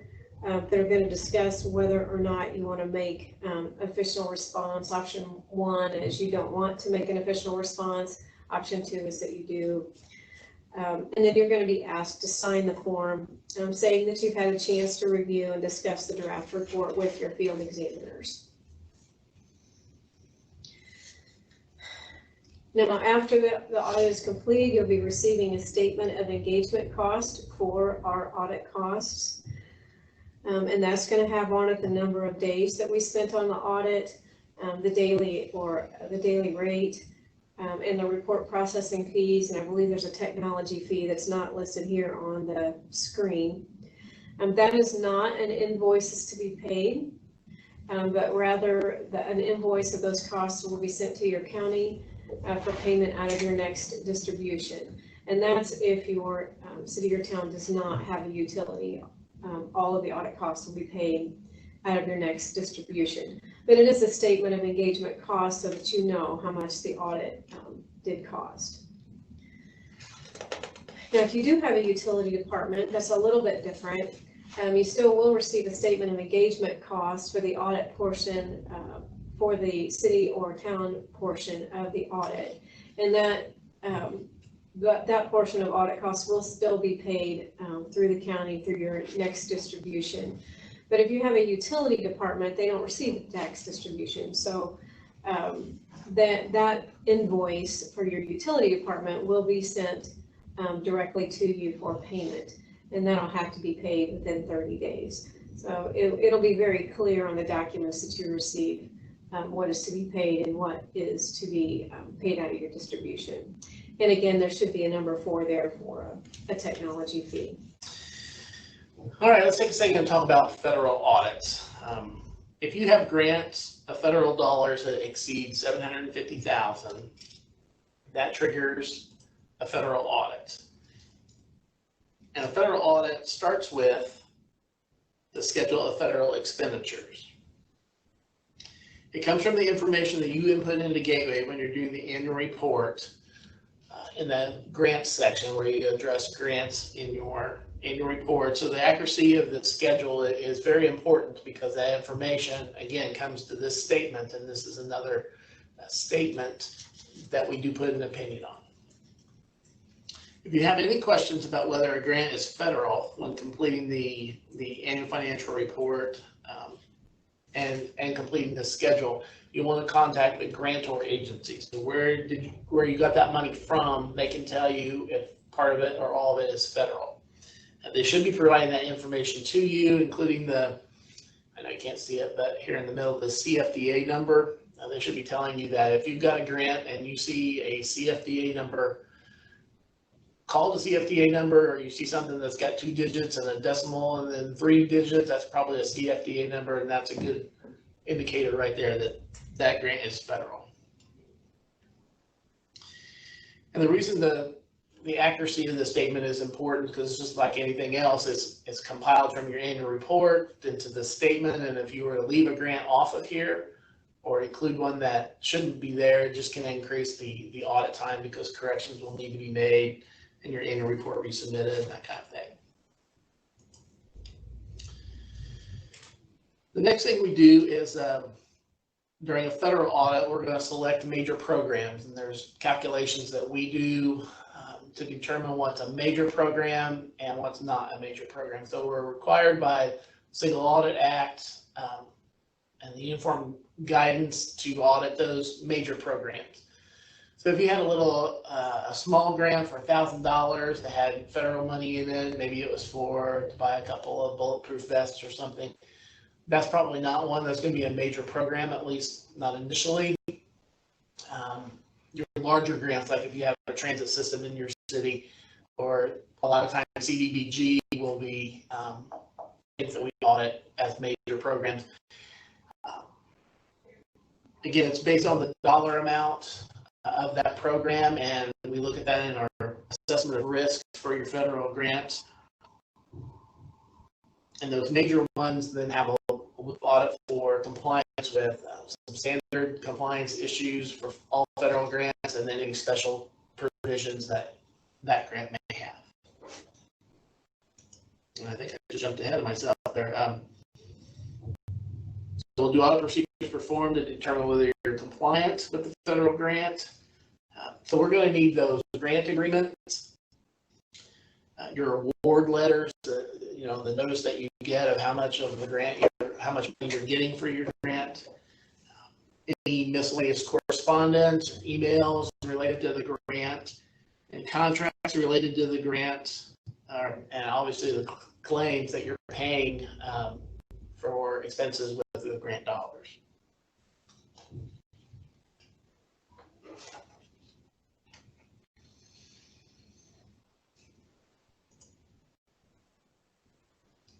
And then all that comes to conclusion in the financial statement report. And this is what the cover of one looks like. I'm from Pendleton, so I selected our last audit report for the town of Pendleton. You'll see it says financial statement audit report, and that's because we audited the financial statements. It was not a federal audit. Had it been a federal audit, it would have said financial statement audit report and federal single audit. So both of those would be included in this financial statement report if it was a federal audit. But because it's not, then we just audited the financial statements, which look like this for the time being. It's a list of all funds. It has in this column the beginning cash balance. This is a 2-year statement. So this is the first year. This is the receipts for the first year, just in total by each fund. The disbursements in total by each fund. And then the end of the first year cash balance, and then the same information for the second year. So you come to the end of the second year cash balances. And this is this statement is as we go forward in the next couple of years with the enhanced regulatory, this statement will be changing a little bit. So you'll still see all of these funds, but the actual statement itself, which is this, will look different because you'll see detail. So for example, the general fund, you'll see a column that'll be headed general fund, and it'll have a line for the beginning balance, and then it'll have a section for receipts. So the receipts will be in more detail. They'll be broken down by property taxes, intergovernmental revenue, charges for services, and there's a couple of others that will be there. And the disbursements that also will be broken down by each fund. So you'll have personal services, supplies, and a couple of other different categories for disbursements. It'll give a little more detail as to, on the face of the statement itself, as to what that fund took in and what it used money for.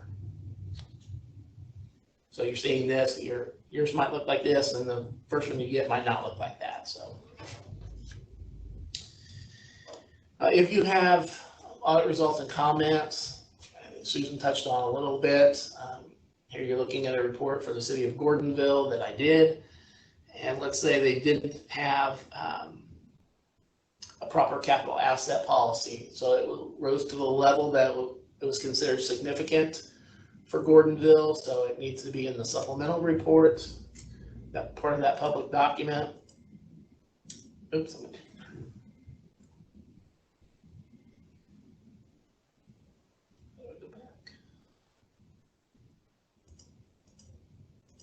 There we go, sorry. That's what the comment will look like. So you'll open this report and it will just have the comments in it. It won't have financial information.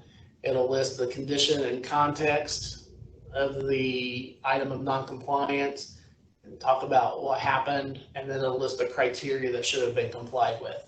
In this case, it's taken from the Cities and Towns Accounting Manual in Chapter 1. Other times it might be a statute or more than one statute, and so we'll list the statute out and say Indiana Code blah blah blah says, and it'll list what was required, what should have happened. The next type of report is a review. A review report is for units that have no bond debt. And so most places have those, so we don't do a lot of review reports, but if you're a city or a town and you don't have bond debt, instead of doing an audit, we're going to do a review. A review report has financial statements, again, from the annual report that you file, but we don't place an opinion on it. So a review is lesser in scope than an audit. And what we do is, in a review, we apply analytical procedures to the financial data. We make inquiries of management in order to determine, we can have compliance issues here as well. And the big difference is there's not going to be any debt for these units, so there's no debt reported in a review report, and there'll be no financial statements. I mean, there will be financial statements. There'll be no opinion on the financial statements. Sorry. If you've had a review in the past and you know you're going to be selling bonds or you're going to get into the SRF loan, I think I mentioned this earlier this morning, please let us know as soon as possible when you get into that so that we can schedule an audit, because a review won't cut it. You're going to have an actual audit because you will have that debt. So let us know. Our Division of Engagement Strategies can get you into the audit plan, and we can assign some field examiners and try to get to you as soon as possible. So the sooner you let us know, the better the chances are that we can get there. We've had some on one or two occasions that we didn't know about it until like right before the bonds were closing. So there was no way we could get in there and get an audit done in the time frame that was needed. So they had to go outside and have CPA audits in those cases for that one time. So again, you know, I've mentioned, how many times have we mentioned communication today? Communicate that with us as soon as you know, and that will help us out a lot.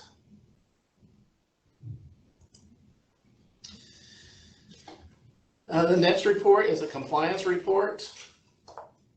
Compliance reports, we do even fewer of these than the reviews. A compliance report probably started out as a review, and there were issues with the accounting records to the point that it limited our scope and what we were able to do. We couldn't make those inquiries of management. We couldn't do the analytical procedures just due to the condition of the records. So we just audited for compliance. We would look to see, like we talked about, did you deposit timely? Were the claims signed? Did you do a bank reconciliation? Those, you know, what those things we would look for. And if we found non-compliance, we would just have a comment in this report.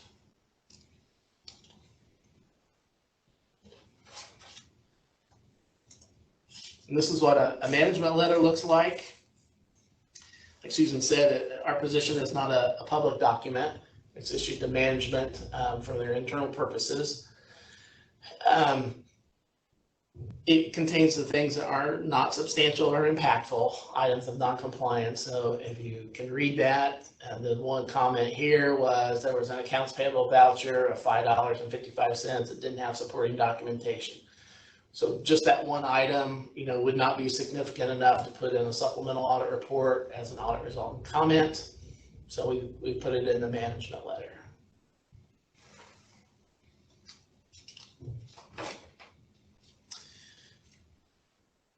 And I think that wraps up what we have, at least as far as slides go. And we told you we left a lot of time for questions, and we've had several come through that we're going to go over here in a second. But in the meantime, if you need to contact us and you don't already have this information, there's our email address and phone number.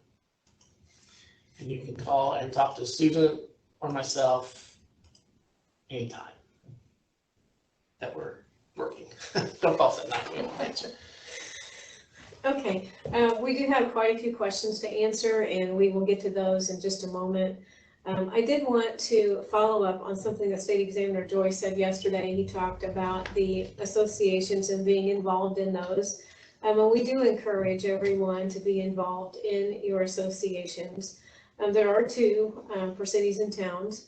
One is AIM, called AIM stands for Accelerate Indiana Municipalities. And you can reach them by the website at aimindiana.org. We meet with them regularly. We exchange ideas and information just to meet the needs of cities and towns, and we really appreciate all of their work. They do offer training and support services to clerk treasurers and other elected officials for cities and towns. So you may want to check into what they have to offer.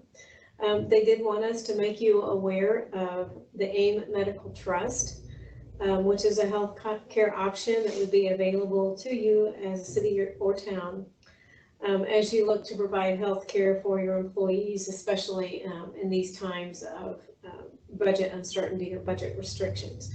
So you may want to contact them about that as well. The other association is the Indiana League of Municipal Clerks and Treasurers, and you can reach them at ilmct.org. That's ilmct.org. That's their webpage. We meet with them regularly as well, again, to exchange ideas and information, especially in the area of education and training. They have a very good mentoring program, and they offer a lot of training throughout the year for clerk treasurers. So we wanted you to know about them as well. And the next training that they have upcoming that I'm aware of is October 28th and 29th. Again, those would be 2 mornings. Those are this year's virtual, of course, but it's taking place at the North District meeting and the South District meeting. It'll just be on those 2 days, October 28th and 29th.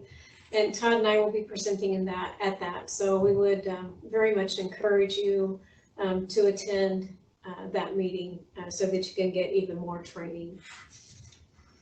So that's all I have for that. I do have a question up in the chat. Are you ready?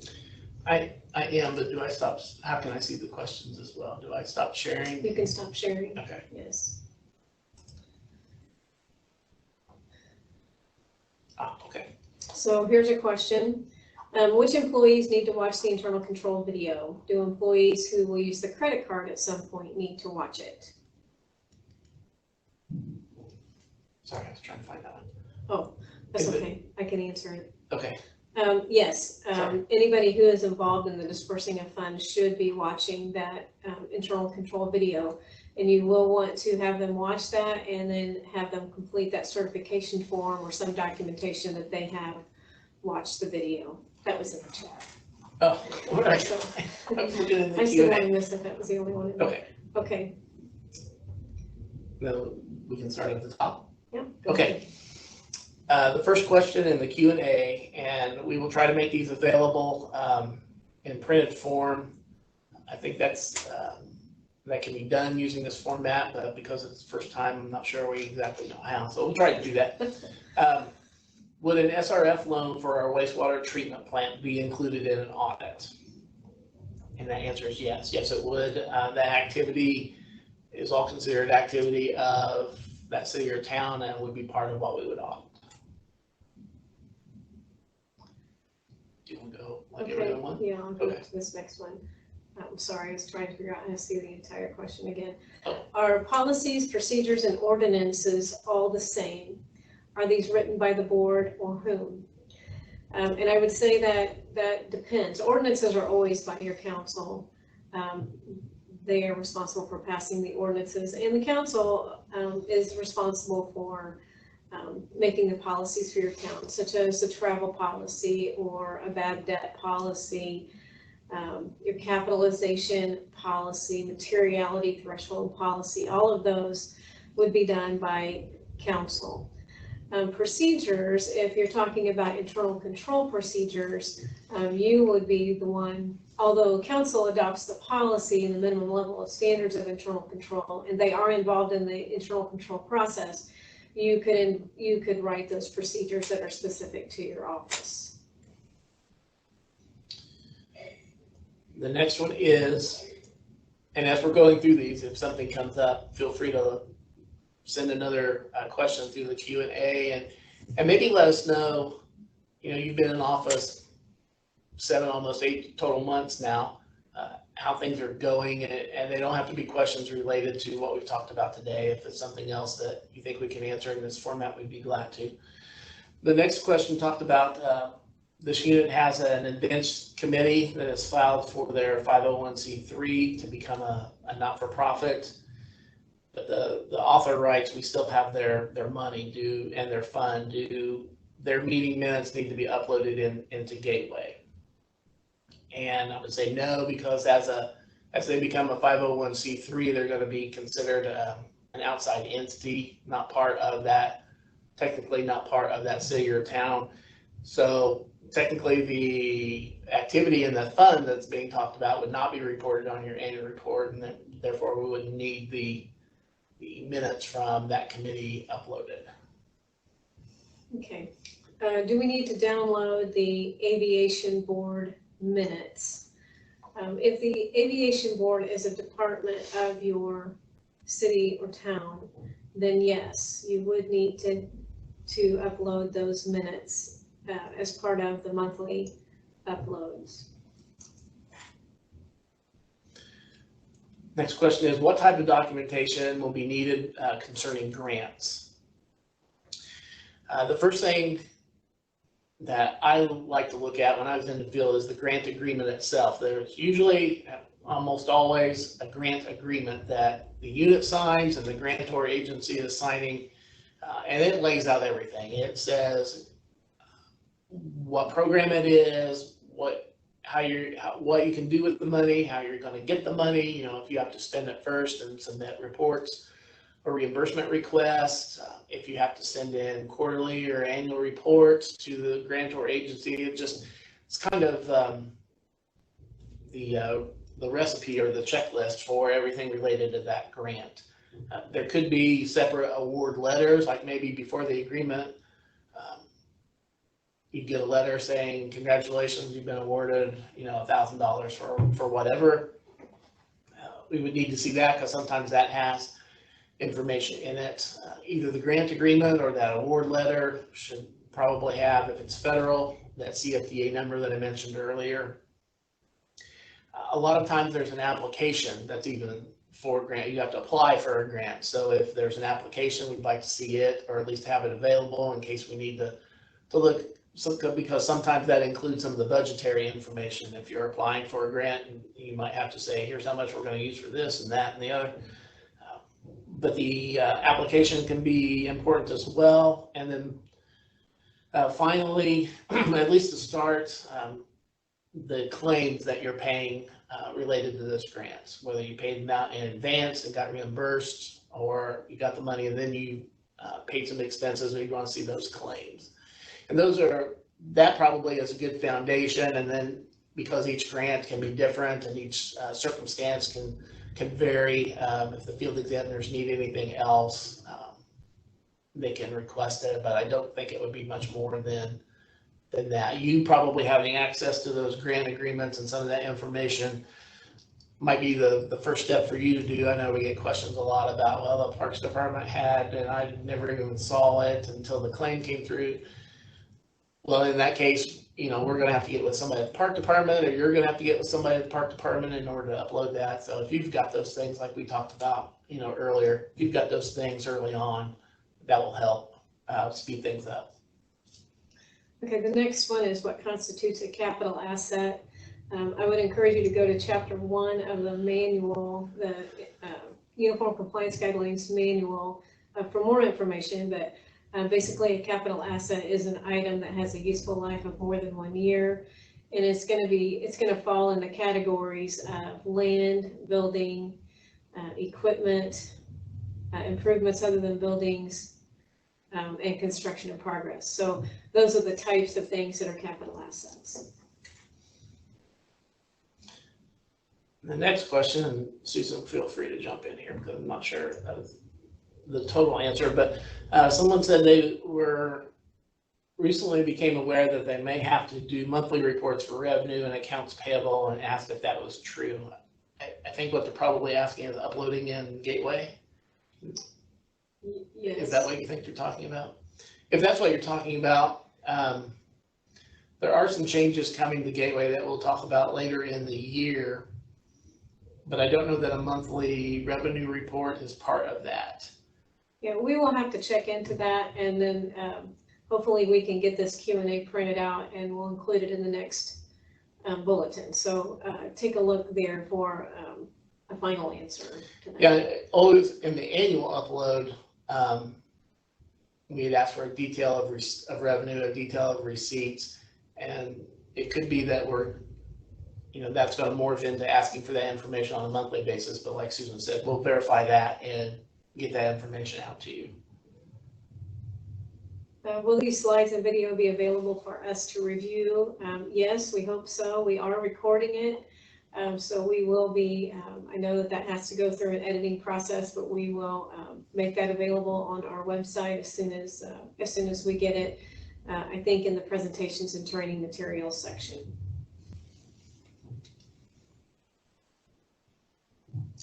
The next question,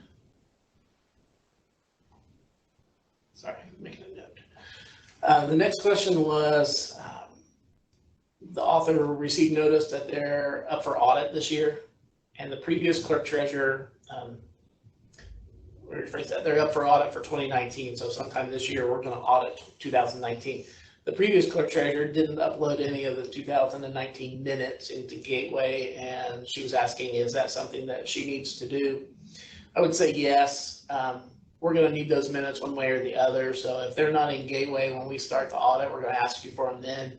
So it's going to probably save some audit time if you can get those uploaded now, and that way they're available and we can have them. I mentioned earlier we do some preliminary stuff even maybe before the exit conference happens, and sometimes that includes reading the board minutes, so we have a little idea even before we get in and looking at actual receipts and disbursement documentation. We may have read the board minutes. So if you can get those available to us, I think that would save some time all around.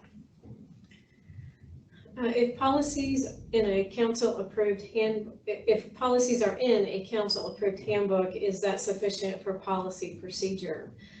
Yes, that is. Council can adopt its policies and put it in a handbook and keep that handbook up to date. Is there a resource, excuse me, for line item code assignments? And if I think I understand what you're asking, is in our manual, in chapter 3, I think, correct me if I'm wrong there are some line item account numbers that we prescribe for different types of revenues and different types of expenses. There's similar information if you're talking about in the annual report and some of those codes that some funds and some receipt categories and disbursement categories get that you can look at there in the annual report section. And you can find those there, but I think probably what you're referring to is in chapter 3 of the Cities and Towns Manual. And if that's not it, let us know and we can get you something, tomorrow or next week. Back on that question on the policy handbook, I should also say that yes, it's sufficient if it's in a policy handbook, but if they change a policy, they would need to reapprove and readopt that handbook. The next one is if I am closing a bank account for my wastewater utility and moving the balance into the main bank account for the wastewater utility, do I need an ordinance to do so, or is it enough to be recorded in the meeting minutes? For audit purposes, it would be enough if it's recorded in the meeting minutes.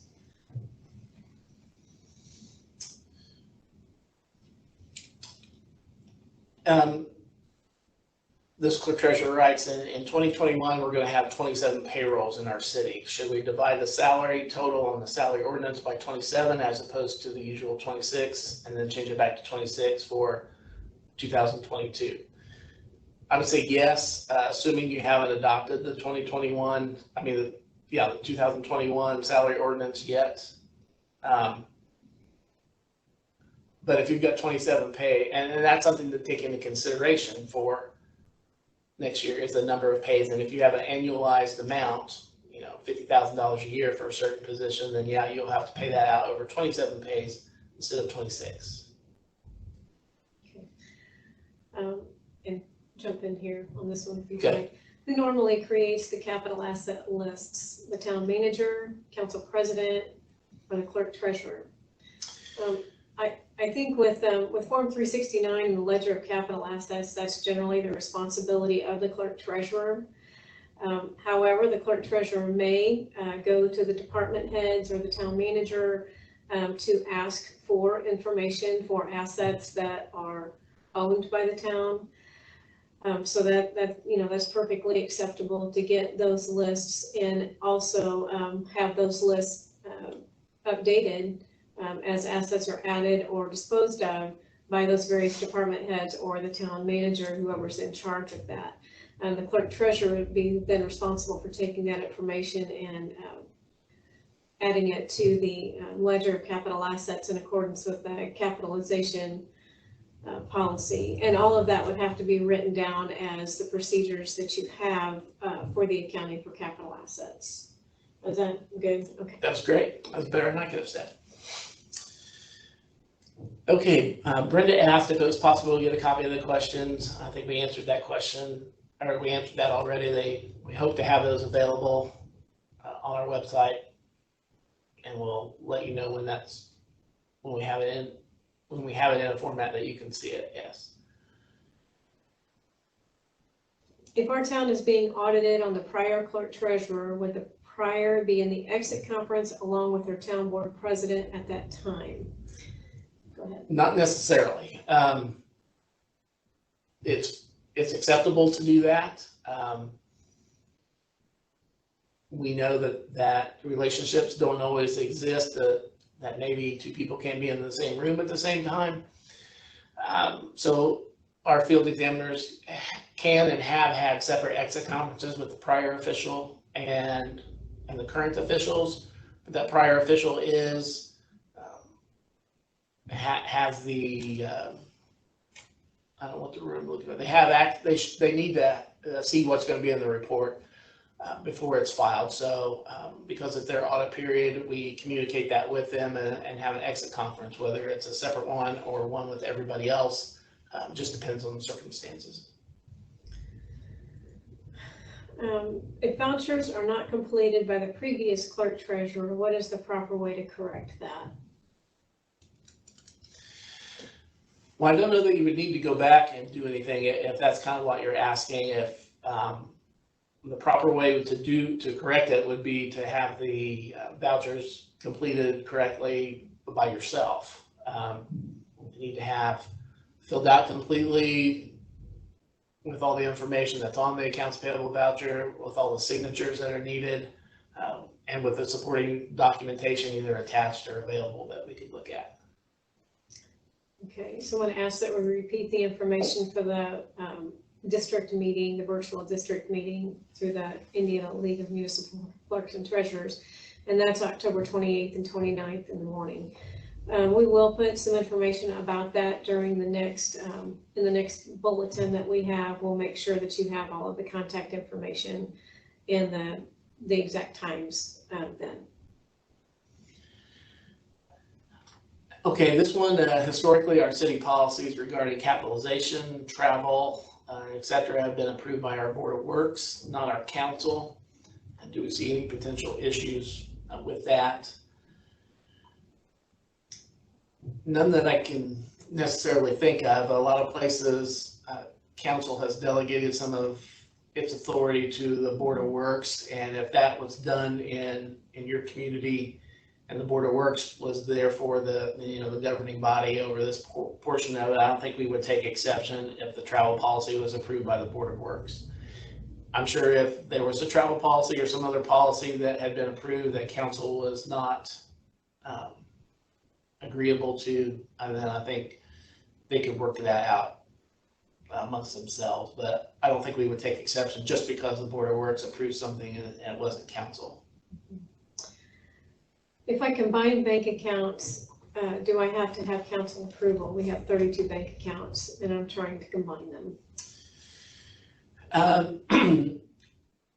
Not necessarily from an audit standpoint. It would depend on if you're combining them into an existing account, then I would assume that existing account is somewhere that council has been okay with using that bank.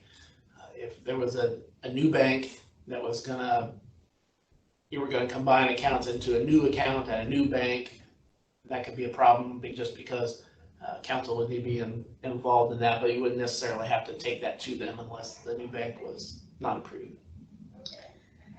It's been 3 months. It's very difficult trying to work through what we've been given to work with. The board is also new and we are all learning.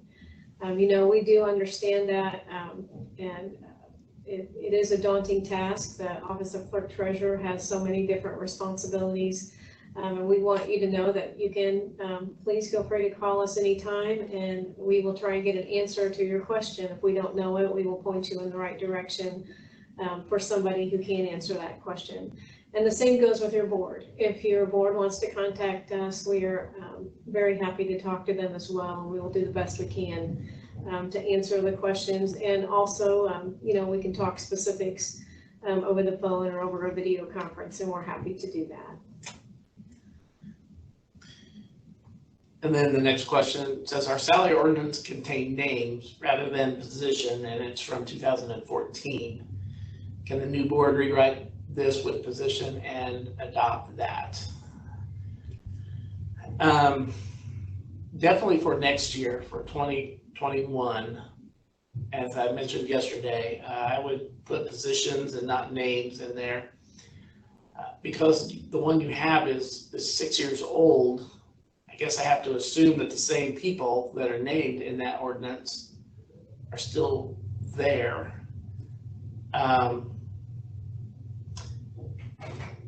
Could the board reword that in 2020, amend that for the rest of this year? What do you think about that? Do you have a thought?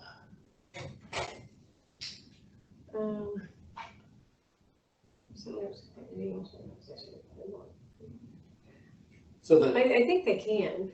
I think they could do it this year. Yeah, as long as they're not, I would be careful with the, as long as they're not increasing or decreasing an elected official's salary, while they're doing it. Okay. And then she responded that none of the people named in that 2014 ordinance are still there. So there's a couple of things there, the names, which makes it an issue like we've talked about. If those people leave, then so now you've got somebody in an office that is being paid that really there is no ordinance. And I say in office, you've got somebody employed by the town or in an office that's not named in the last ordinance, which would still be in effect in our position, and really no authority to pay them. So yes, I would say get with your attorney and have that ordinance reworded, but be careful, like Susan said, not to increase any of the compensation that's being paid. Well, if it's from 14, I'm sure the current people are being paid more now than they are 14, including elected officials. Yeah, you might want to call us about that one. That might have several different things that we might need to discuss that really can't be answered in this type of a session. But so give us a call or send us an email. We'll see if we can get you a better answer to that, a more specific answer on that. And then the next question is, if the signatures are not available, then what? I don't know that I understand that question, so if whoever typed that in, if you'd like to expand on that, well, then we'll be happy to answer that one. It was the same one from the salary ordinance and. Oh, sorry. And maybe the policies and rewriting it. Oh, I'm sorry, okay. Can the newly elected board decrease the salary of the prior salary ordinance if they feel that the salaries were set too high? Well, the answer to that would be not for an elected official. You can't reduce an elected official's salary below what it was for the previous year.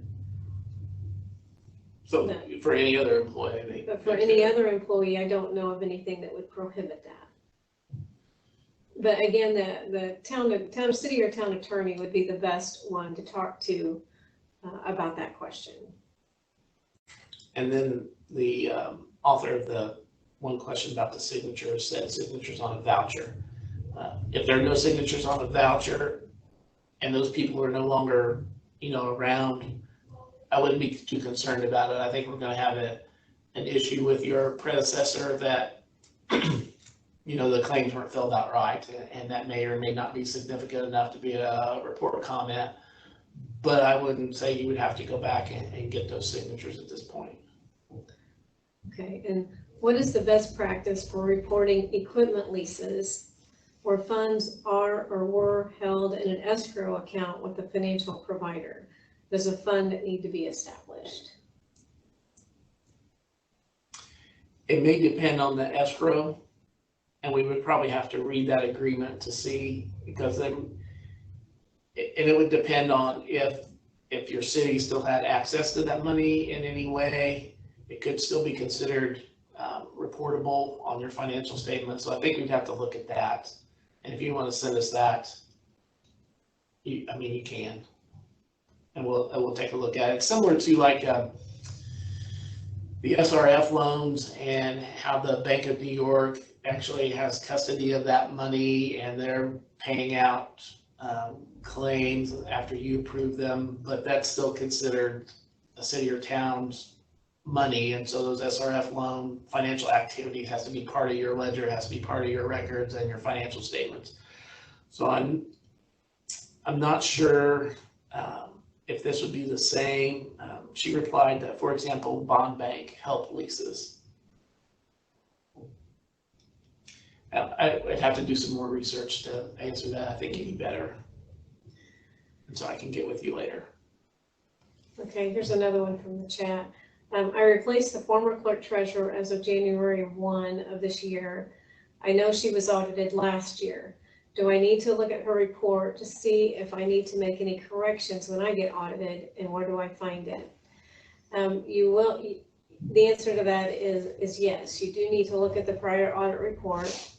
You can find that on our webpage, and if you look at the slides from yesterday, our webpage address is there. But it's www.in.gov/SBOA. And right there on the front page, on the front banner, you're going to see a button where you can push audit reports. And when you go in there, you'll type in the name of your unit and it will come up. And if there is a supplemental report, then that is the one that would have the comments in it. And if you have any questions at all about that, please email us and we can actually go with you online through a video chat and we can show that to you. Next in the chat, I have uploaded our board meetings monthly to Gateway, but not our Park and Recs department. Do I need to upload January through July meetings or start with August?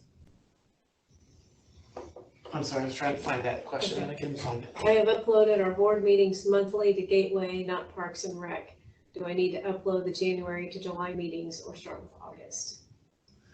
I would probably go ahead and do the January, starting with January, because like I said in the other question, we're going to need those eventually. And if you can get them, sooner you can get them to us, I think the more expedient the audit process will be. So if we have them in advance, that will just cut down on the time that we have to wait and get them for you during the audit and not have to bill you for that time then. And then the last one that I have, if a town has a charge account with a company, what would be the best internal control policy for this? I assume that with a local company? It doesn't say, it just says a charge account with a company. Well, you would need, I think that would be similar to like a credit card or something if you've got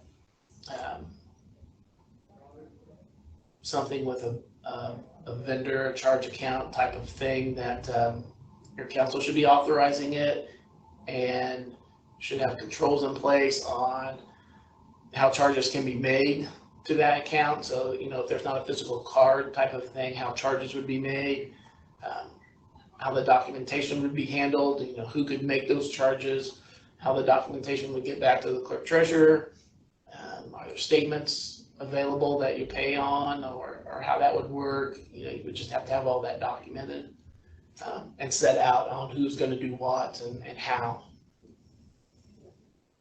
Okay, I recently received an email via my predecessor's email account that required a corrective action plan that wasn't submitted. Do I need to submit that on behalf of our unit?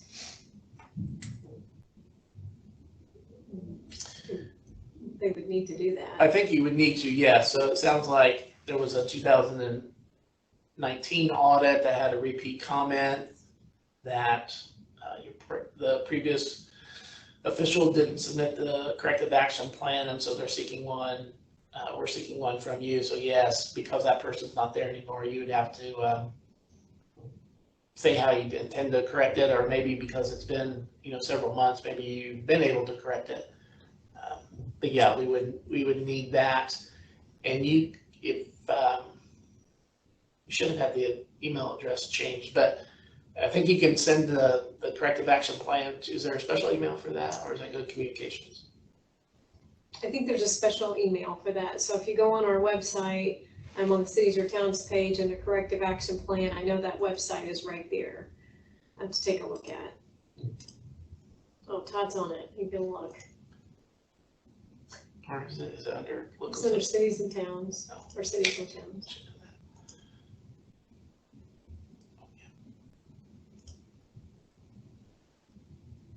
Yes, here's the email address. It's CAP, like corrective action plan, CAP@sboa.in.gov. And you can submit a plan or any questions you have to that email address. Okay, here's another one. Our local banking branch is closing at the end of the year. We have a town close to us with a branch and a branch in another city. Do we need to take our deposits to the same branch? I always have to research those statutes. The same branch? Mm-hmm.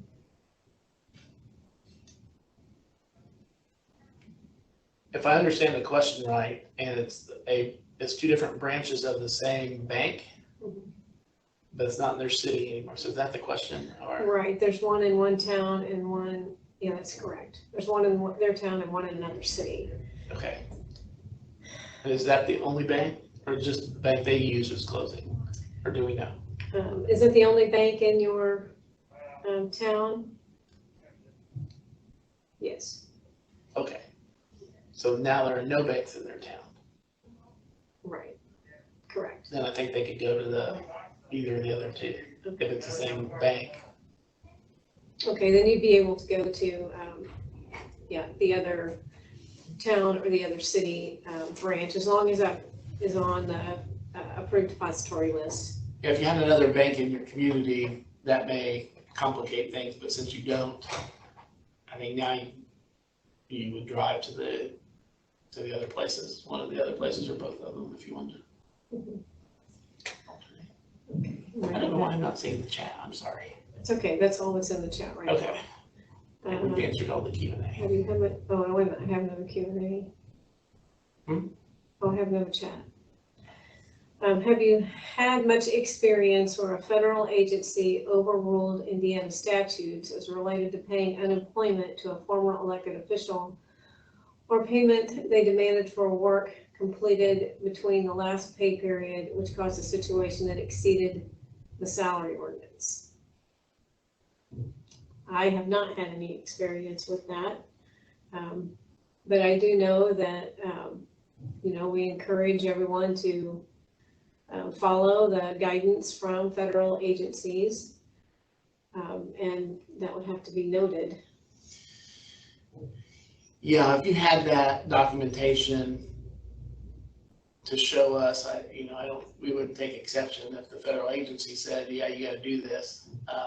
If there's information or a little more detail, maybe you can email us. I'd be interested in seeing what the situation was, so that we can maybe address things from a training standpoint or communication standpoint, but because that's what we usually look at is a salary ordinance, and that's, depending on how it's worded, that's what someone gets for the year. Yeah, that would be great if you could send that information to us so we could know. But the general rule is, though, that we do always encourage everyone to follow the guidance of the federal agencies or state agencies. Here's one for you, Todd. Many of our funds are numbered wrong. What is the best way to handle correcting this? Should I wait until January 2021? Yes, I would wait until 2021. We think it's just going to be easier to make that switch at the end of the reporting period rather than if you had to do it, September 1, because you're going to have activity in the old fund numbers, maybe activity in the new fund numbers, and that's assuming you have a computerized accounting system. We're going to be working with the vendors as we move into that, and you'll hopefully hear more about that between now and the end of the year. That chart of accounts for the fund numbers isn't going to change drastically. It probably will go from a 3-digit number to a 4-digit number, and it may just be adding a 0 at the end or something like that. But at least it would doing that will give you more options in some of those ranges that we've given you, especially like on the special revenue funds. Oh, I should have mentioned that earlier. Remind me of that. So if you're going to do anything, you don't have to do it till the first of the year. If you're using hand-posted records, you could just change it now. I'm trying to think if there's anything else. The best way to do that would be at the end of the year, I think. That was the question, right? Now, I mentioned fund types, and I should have talked about that when I was showing you the financial statement, where it listed all of the funds. Let me see if I can go back to it real quick. And I gotta share my screen first.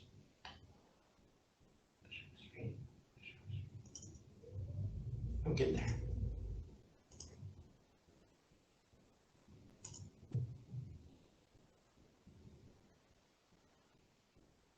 This one is how it looks now.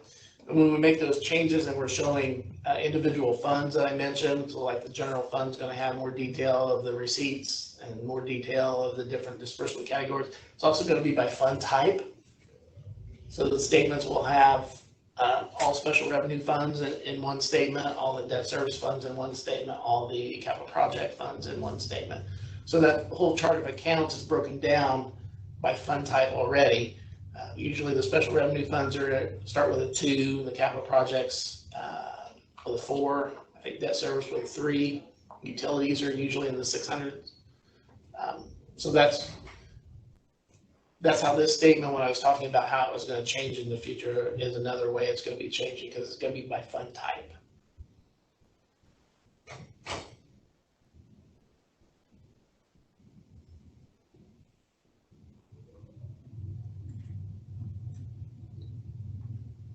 All right, well, we have answered all of the questions in the Q&A, and we have answered all of the questions in the chat. I should look here in my Outlook to see if somebody sent a message to cities and towns. That was a call-in, so let me just look here. I do not see any information from a caller, so. Okay. I think that will conclude our conference. We hope that you enjoyed it and learned something from it, and we hope to see you in October at the league's training. Do you have anything else? No, I think that's it. Thanks for taking the time, and we appreciate having you. We'll see you next time. Thank you.